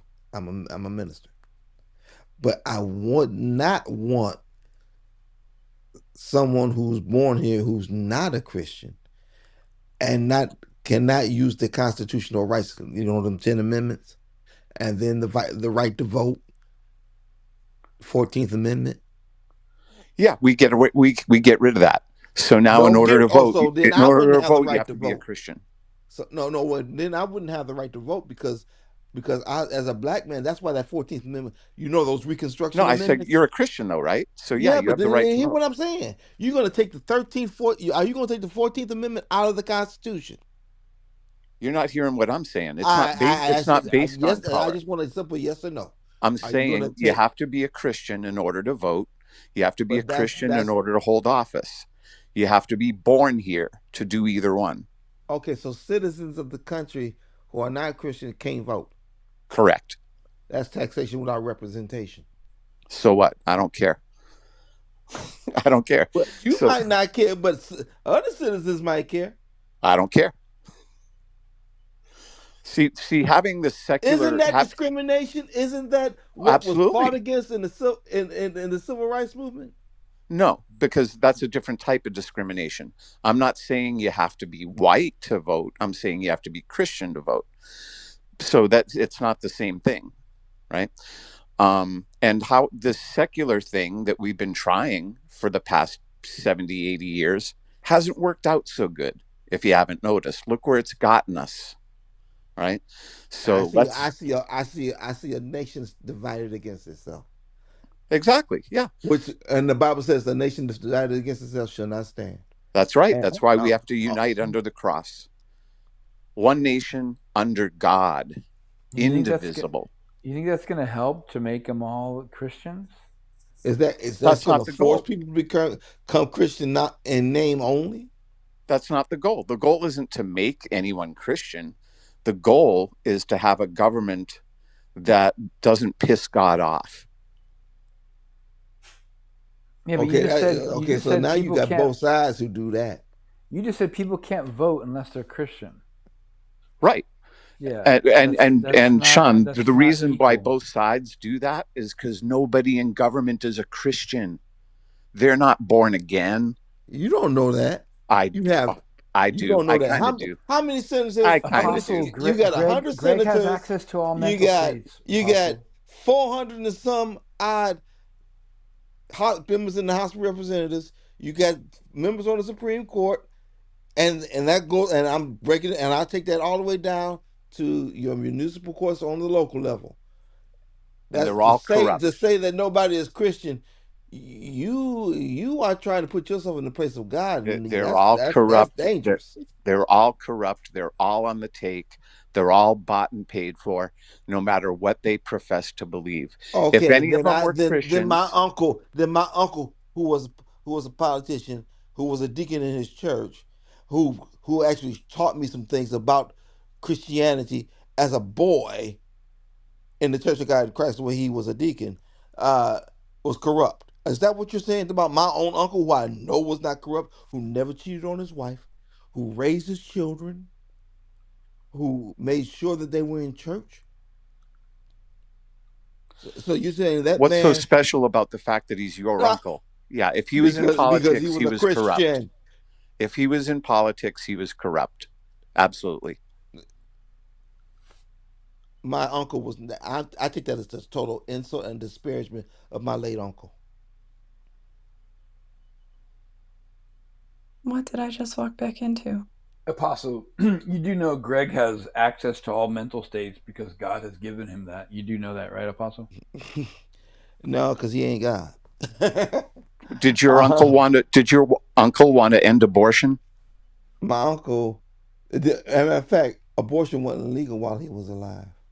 Oh, well, that's good. I guess you didn't have to fight that battle then, so that's good.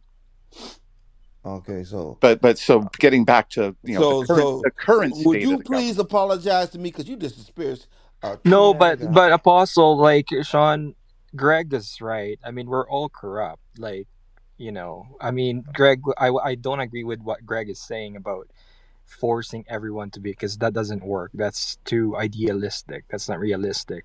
I But didn't but say we force people to be Christian. I just said you have to be one You're in going to order take to away the hold office 14th or in Amendment order to vote. again. You're yeah, going to take but away the 14th Amendment says all you got to do is be a citizen. Yeah, we got to change that, just like we have to change the abortion law.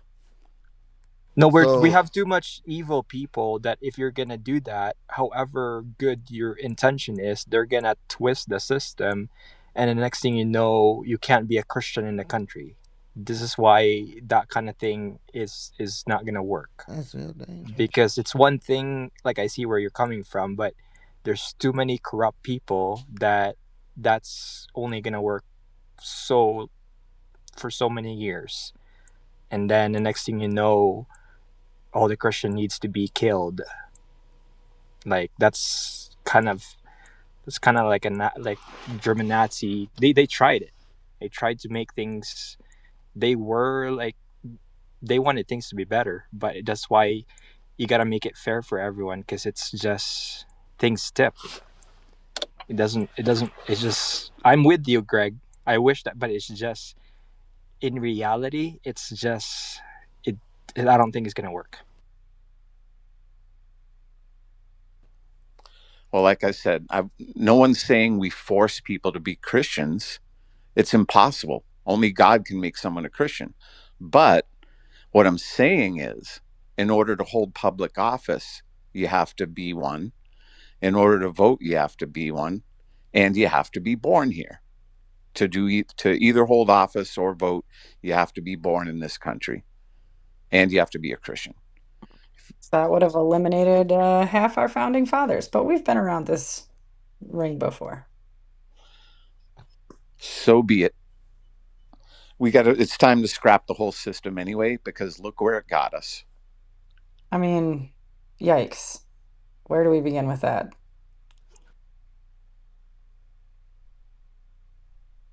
All right, what's the next topic now that we're done talking about major treason? What's the where, what's next on the docket? Now, major treason is treason against the God of the universe and allowing the slaughter of innocent babies. That's treason. Two things can be treason, Greg.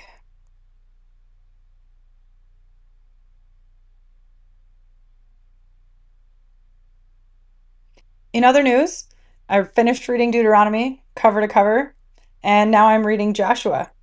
And it's pretty horrifying.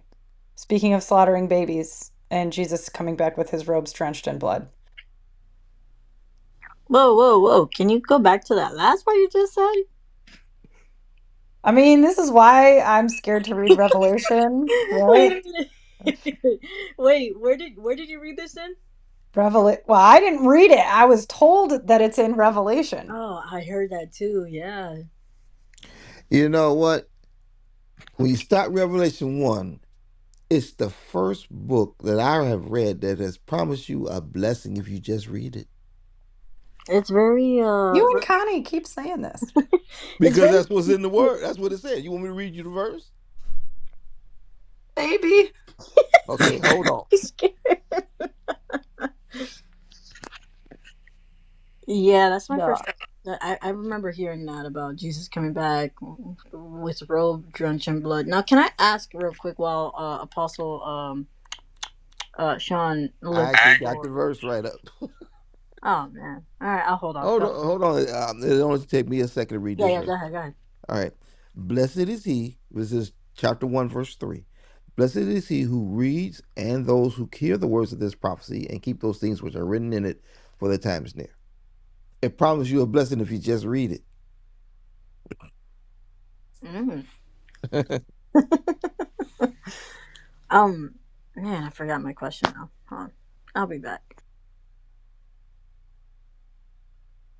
Oh, okay, I remember now. Steph, since you mentioned that someone told you about the she got a call. No, she's just on that. No, it's the school. I'm ignoring Oh. it. Go ahead. Oh, okay. So the robe drenched in blood. Can anybody, just anybody, can anybody answer what's the blood? Other than Yeah, what is that would be the blood of the people who reject Christ uh, is what that's going to be. That's okay. yeah. Okay. Ouch. Whoa. That's pretty deep. Whoa. That's real deep. Yeah.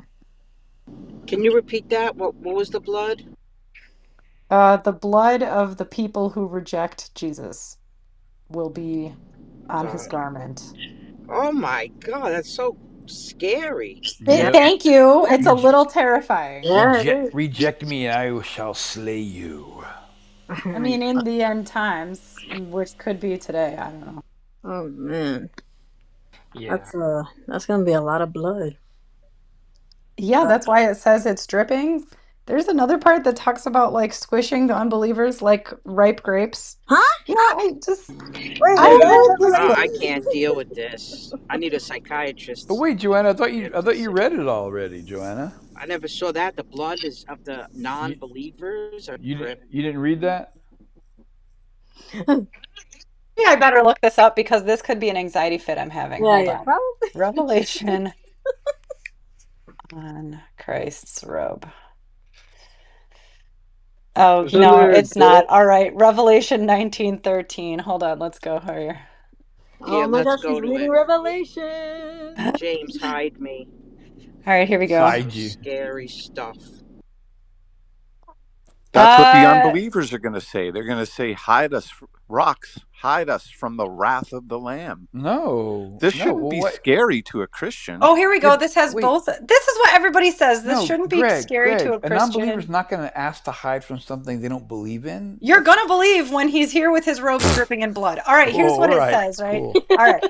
Then I saw heaven opened, and behold, a white horse. The one sitting on it is called Faithful and True. In righteousness he judges and makes war.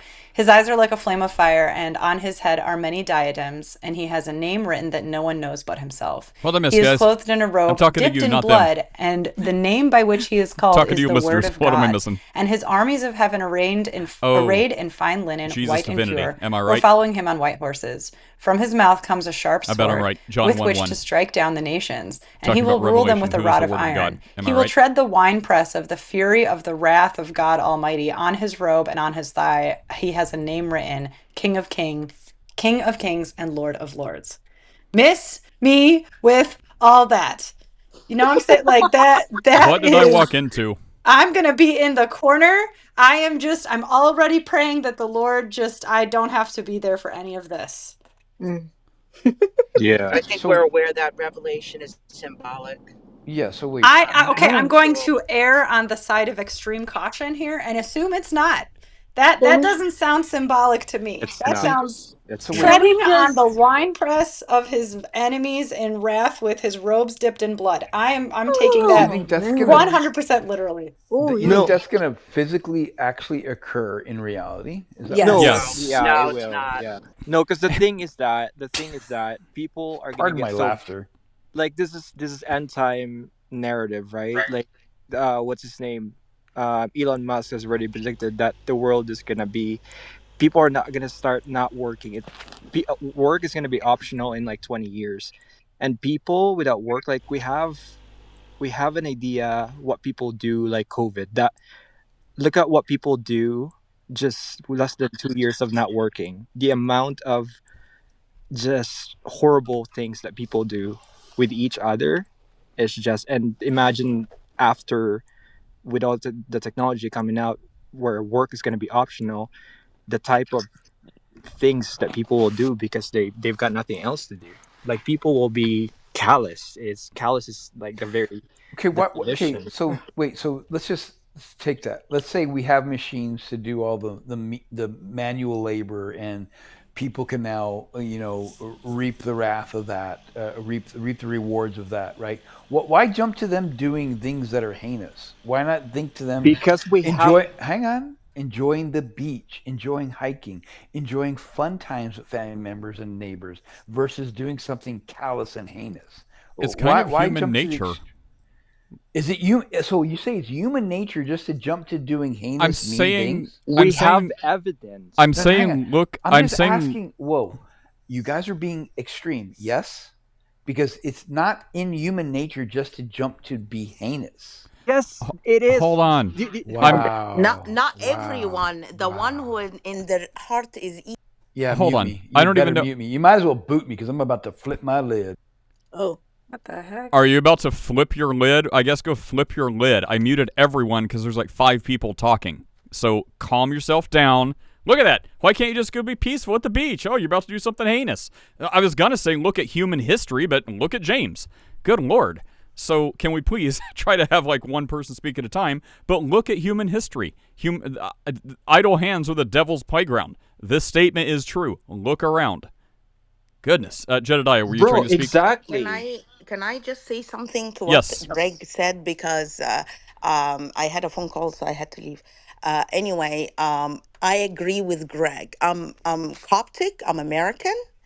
I'm American citizen, but I agree if that would prevent non-Christian to vote and non-American to vote, I agree. Not, I'm a first generation immigrant, of course, so I'm okay with not voting if that will keep our Western civilization, because there's people refuse to melt in a pot in America who came here just to force and to be like to have supremacy over our Western culture with their own culture. They want to bring their own culture here. I escaped Egypt because I refuse the culture. I refuse suppress. I refuse oppression. I refuse like injustice. No What freedom is of. this? What did you say? Where are you from? Egypt. Ira. So I escaped that, not to bring my culture here. I want the melt pot. I want anybody come here, even if he's a Muslim and choose to leave Sharia law, refuse to leave, he choose to leave all this nonsense behind. I want to live as a human. I'm okay with him live here, but I'm not okay with him to vote. Look at that Dearborn in Michigan, the Abdullah Mahmoud or Hamoud, telling the American who lives here, well, you have no place here in his own hometown. American. I bet like great grandpa fought in the Revolutionary War, and some immigrants come and tell him, hey, you don't have a place here in your own hometown. Again, they are not here to melt in a pot. They are here to have supremacy over us, to control us, and don't say, hey, we are here, we are a majority, so they cannot do anything. No, they can. Look at Lebanon. Look at Lebanon. They were majority, and they unalived them all, and they kicked them out from their own land. They killed them. They raped them. Now, 40% of Arab people here in America are Lebanese only. Now they are minority in Lebanon. So don't ever think, because you are a majority, that they will leave you alone. They will never leave you alone. They are not here to adopt our culture, to adopt our Western culture or values. No, they are here to rule over us and take So, everything from what us. are your views on then the Native Americans then? What about the Native Americans? Well, everything you described was what America did to the Native Americans. Native Americans were not a country. They were Native American. Well, tribes. no, it's not about it being a country. Again, they were tribes. They were tribes. They were killing each others, and we came here and we stopped the killing, and we give them their own lands. Oh, Each Yeah, I one agree owned with their own land. wow. So they were savages, and They thank God. were. I mean, They were, yeah. Do you know that? What's his name? Columbus. When he came back, he found his own people was eaten. They were eaten. I think that if you were escaping injustice and kind of like this tyrannical government and saying, "Oh God, thank God I came to America," Yeah, then because for you, built on then for justice. you to also think that not what the Native Americans say, that they don't appreciate Native that American own their own land. Let Native me, Amer me as Native a Amer Native Coptic, me as Americans a didn't Coptic think. First of native. all, Native Americans Listen. didn't think that you. I listened to you, and now I'm going to finish the sentence, and then you can Mhm. finish the sentence. Okay. Native Americans did not think that they owned the land. That's the whole point. They were living in what they considered to be harmony. Now, whether or not they were warring with neighboring They were tribes, never. first of all, I'm gonna almost finished. Whether or Mhm. not they were warring with neighboring tribes, that happens all over the planet, where you get into fights with people who are close to you. The idea that, oh, thank God that these people from a different land, these foreigners, these immigrants, these illegal aliens, were Mhm. somehow in your mind good or allowed to come and take land, Oh. forcefully rape and kill the people who Rape were and kill. here. There's nothing like that. That's a lie.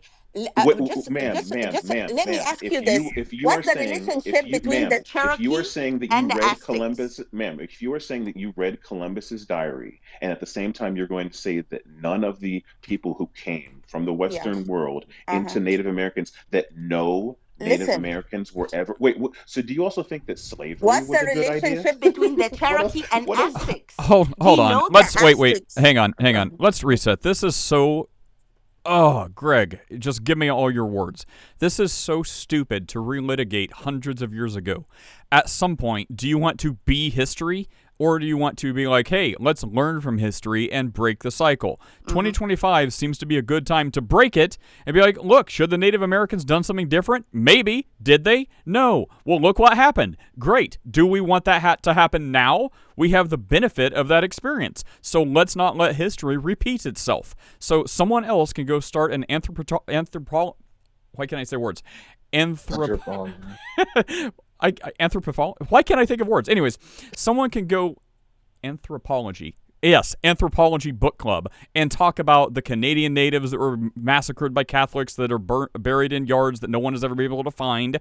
People could talk about, Columbus or Cortez and all these other people that are like, sorry, Mayans, we're going to impose our ways and not let you murder your babies to demon gods. Sorry. Yeah. So the point is, all this was done. So it's like, oh, you personally, me, I guess, or you, Jedediah, even though you're first generation here, that doesn't matter. You personally are the responsible for all the ills that have befallen the Native Americans. Apparently, that's how this was going. So you weren't here, I wasn't here, but we're totally responsible, us.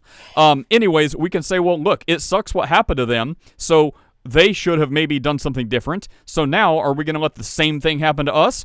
Or are we going to do something different? So let's do something different.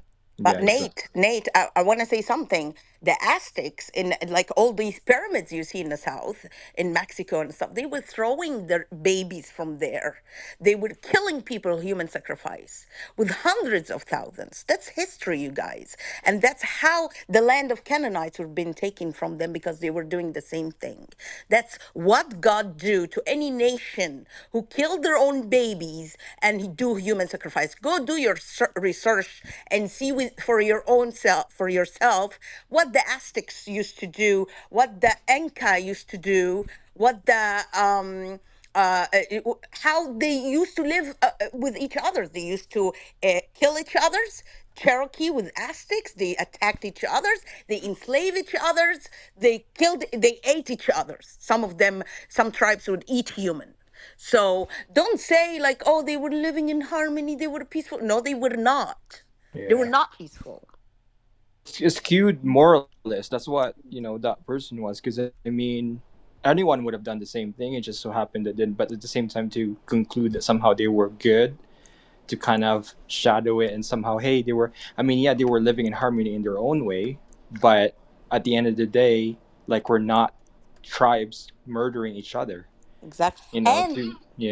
And look at me, like I'm a Coptic, I'm a native, I'm indigenous of my land, Egypt, and how I live in Egypt is a ninth class citizen, not second or like I'm the least. They rape our daughters, they kidnap them, they force them into Islamization, they stab our priests in the street, they do all kind of stuff to us. We have no right to have office or even if a Muslim kill us in Egypt, he cannot be killed for killing us, because no believer's blood taken for non-believer or kafir.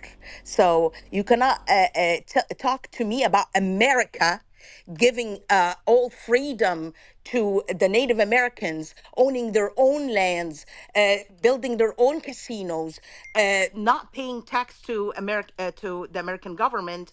All this benefits that I cannot get in my own land, Egypt, and you want me to blame America or accusing America with anything after all they done now, after all the rights they did to the Native Americans?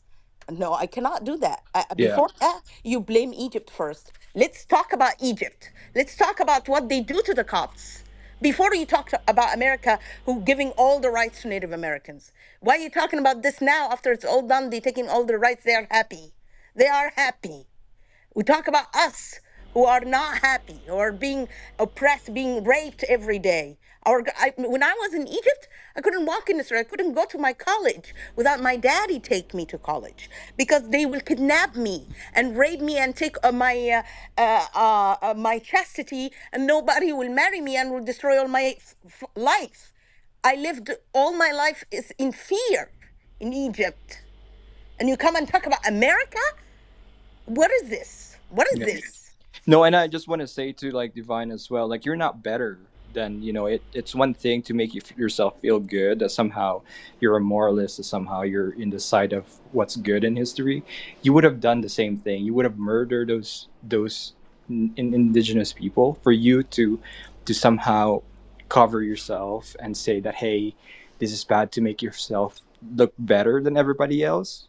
No, it's actually, in fact, it's grotesque what you're doing, because you would have done the same thing, if not more. So You're yeah, not better than everybody else. we put an end to those Aztecs sacrificing their babies, and then we said, "Hold my beer," right? We'll show you how it's really done, and so we just do it in a much more sterile and clinical way. And that's right. That's the reason God has the land vomit a people out, and that's why our land is being taken from us, because we do the same thing. We just do it in a different manner. And now God's judgment is on this nation. And unless we repent and do things God's way, we're all going to be screwed.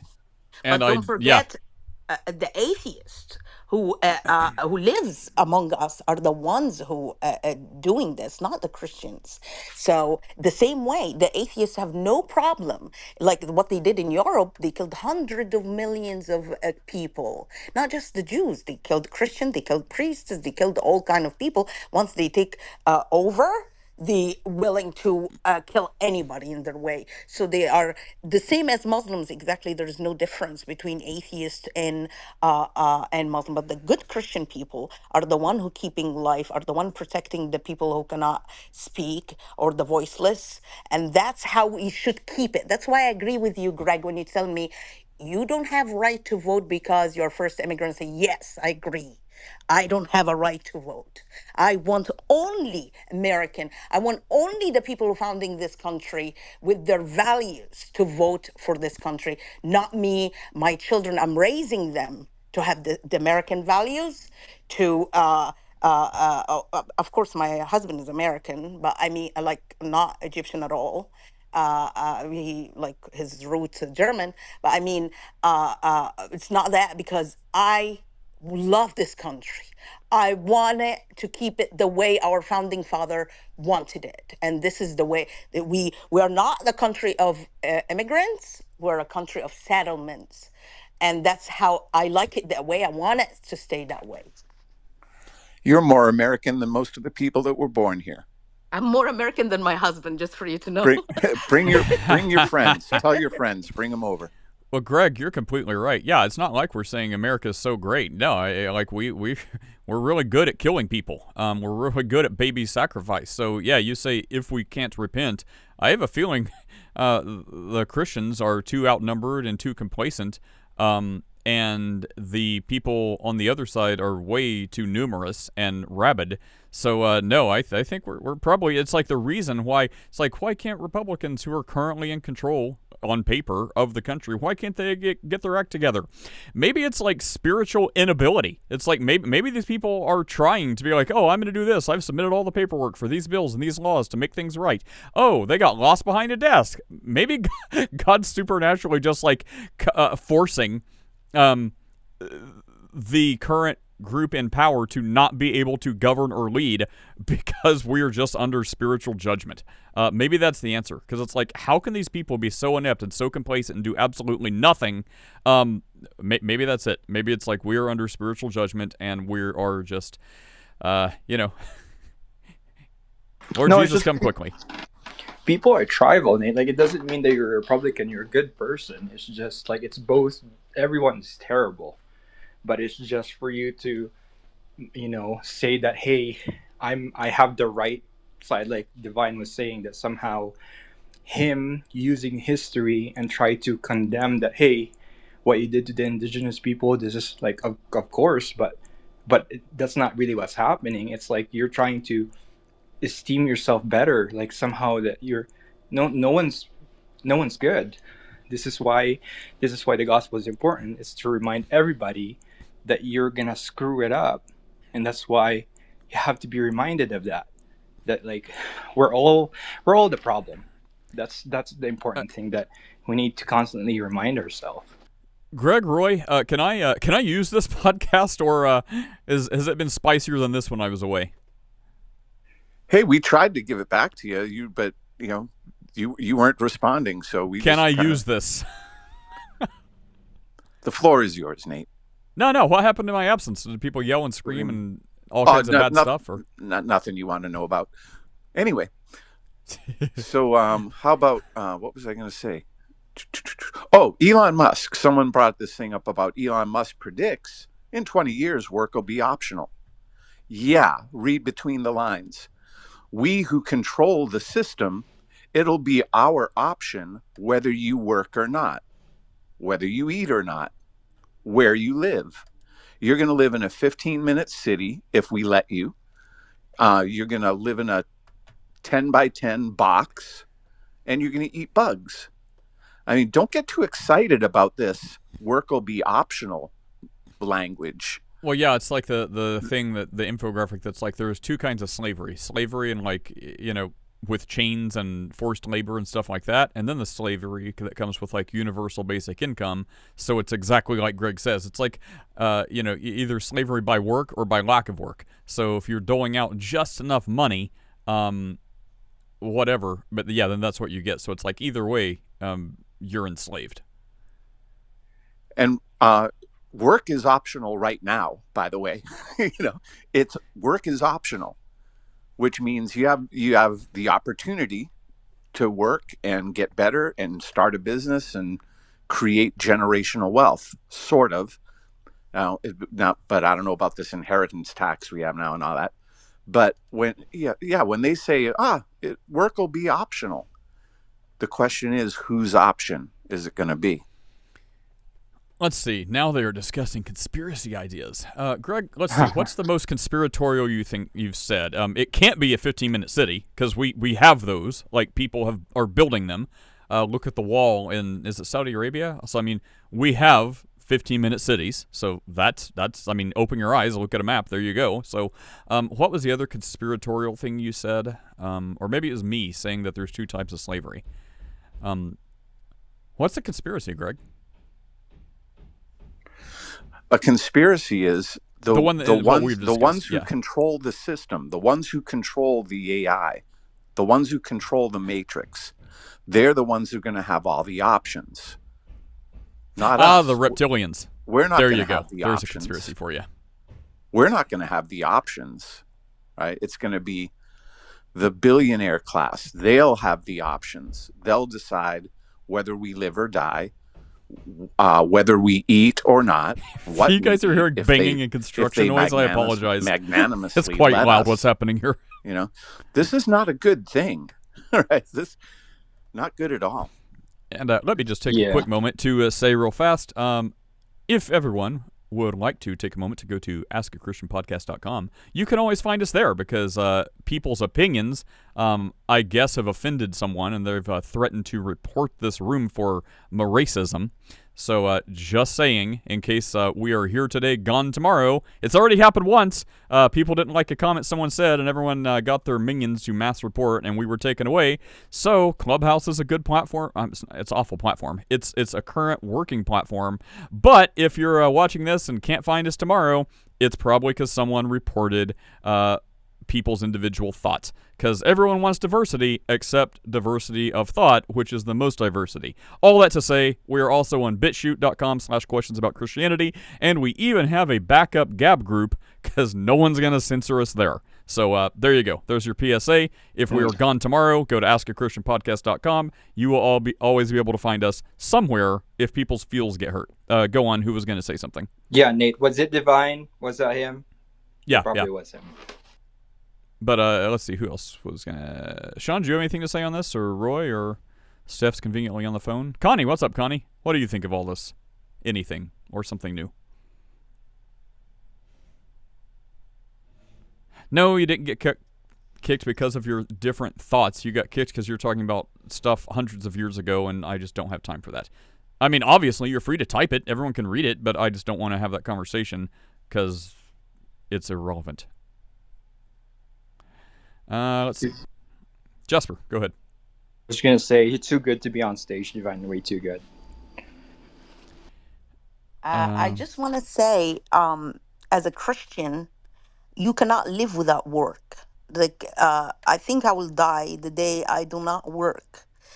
Yes, I don't have a job, but because I homeschool my children, but I do everything. Like, if I would change the flooring of my house, I would change the flooring, paint the house, do everything handwork. I learn it and I do it, fix everything, get my kids in college with scholarship because they are very smart. They graduate from high school when they were 15 years old, um, and went to pre-med. So I cannot live every day without working, without producing, without doing something for my children, for my house, for my husband. That's the way Christians do. Like, if we don't work, we shouldn't eat. That's what the Bible said, and that's how it works. So I cannot live without planting my backyard and take care of my garden every year. I can't live without doing this stuff. Even if I have some humanoid or whatever robot doing this stuff for me, I will never let him do anything but me. That's my values, and that's what I stand for.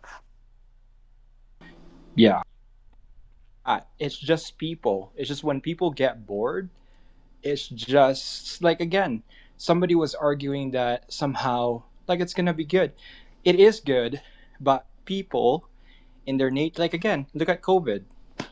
Like that's only like not even 2 years of no work, and it wasn't even full not work. Like, look at what people do. It was mostly peaceful. The woke movement, Greg, that was peaceful, and that wasn't even a tip of the iceberg. All right, guys. Anything else before I run for the day? Steph, you off the phone?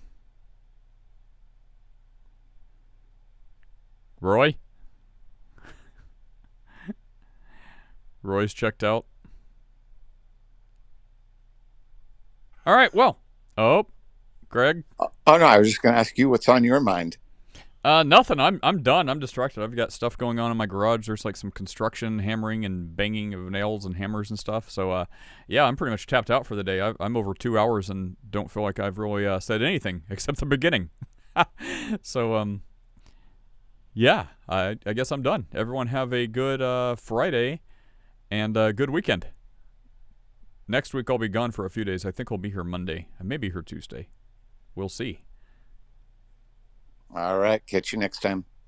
It was all yeah. You can check out the Discord server and check out the Where's Nate channel and find out where I am today. Anyways, all right, guys, have a good weekend. See you later. Take care. All right, well, I'm not claiming responsibility for anything that happened while I was gone or while I was here. Why does it always happen? It's like someone's like, I can't, I gotta go. But it's like, why do people like, you're censoring me? Look, there is a line between, quote, censoring you or dropping you because what you're saying is stupid and just wasting everyone's time. And then there's a reason because what you're saying is so provocative and thoughtful and it's just so contrarian that we're scared of those thoughts. There's a big difference. So you want to express your opinion. I don't think I've really stopped anyone ever from expressing their controversial opinion. I don't think, fact check me, go to the video, but sometimes when people are just talking about nonsense and just drivel and just stupid old crap that's not part of a conversation, it's like, well, look, someone makes a point about today that's culturally relevant, and then someone tries to relitigate 200 years ago. We already know what you're saying. It's not censorship because you're challenging our thought. I'm dropping you to the audience because what you're saying is not pertinent to this conversation. Like, we get it. You can say what you're trying to say in 20 seconds, but when you take 10 minutes, no one has time for that. No one wants to have time for that. So you're not being censored for thought. I just said your thought. You're like, oh, great. So what the people who came and the first people to show up on American soil, well, I guess Lake Erickson, but whatever. But Columbus, those people, whenever the first settlers came here and started settling, they did horrible things. Everyone did horrible things. No one is immune from awful garbage they did to fellow humans. You can argue about quantitatively and get it to the minutia, which I also don't have time for. I'm not censoring anyone, but that's the point. Humans suck. Everyone needs Jesus. But now to say, look, that's settled. Humans are awful. Do we want to repeat the past and have it done to a different group of people by another group of people? We have a historical example we can look at, and it's like, well, you did this then. First of all, I didn't do nothing. I didn't do nothing. That's a time where bad grammar is fine. I was not around to do anything. I really haven't done anything like this in my lifetime. I like video games and I guess talking online to people about Jesus. That's what I've done. Okay, anyways, I got to get out of here. AskAChristianPodcast.com. Go check out Discord. We'll see you later. Have an awesome whatever weekend.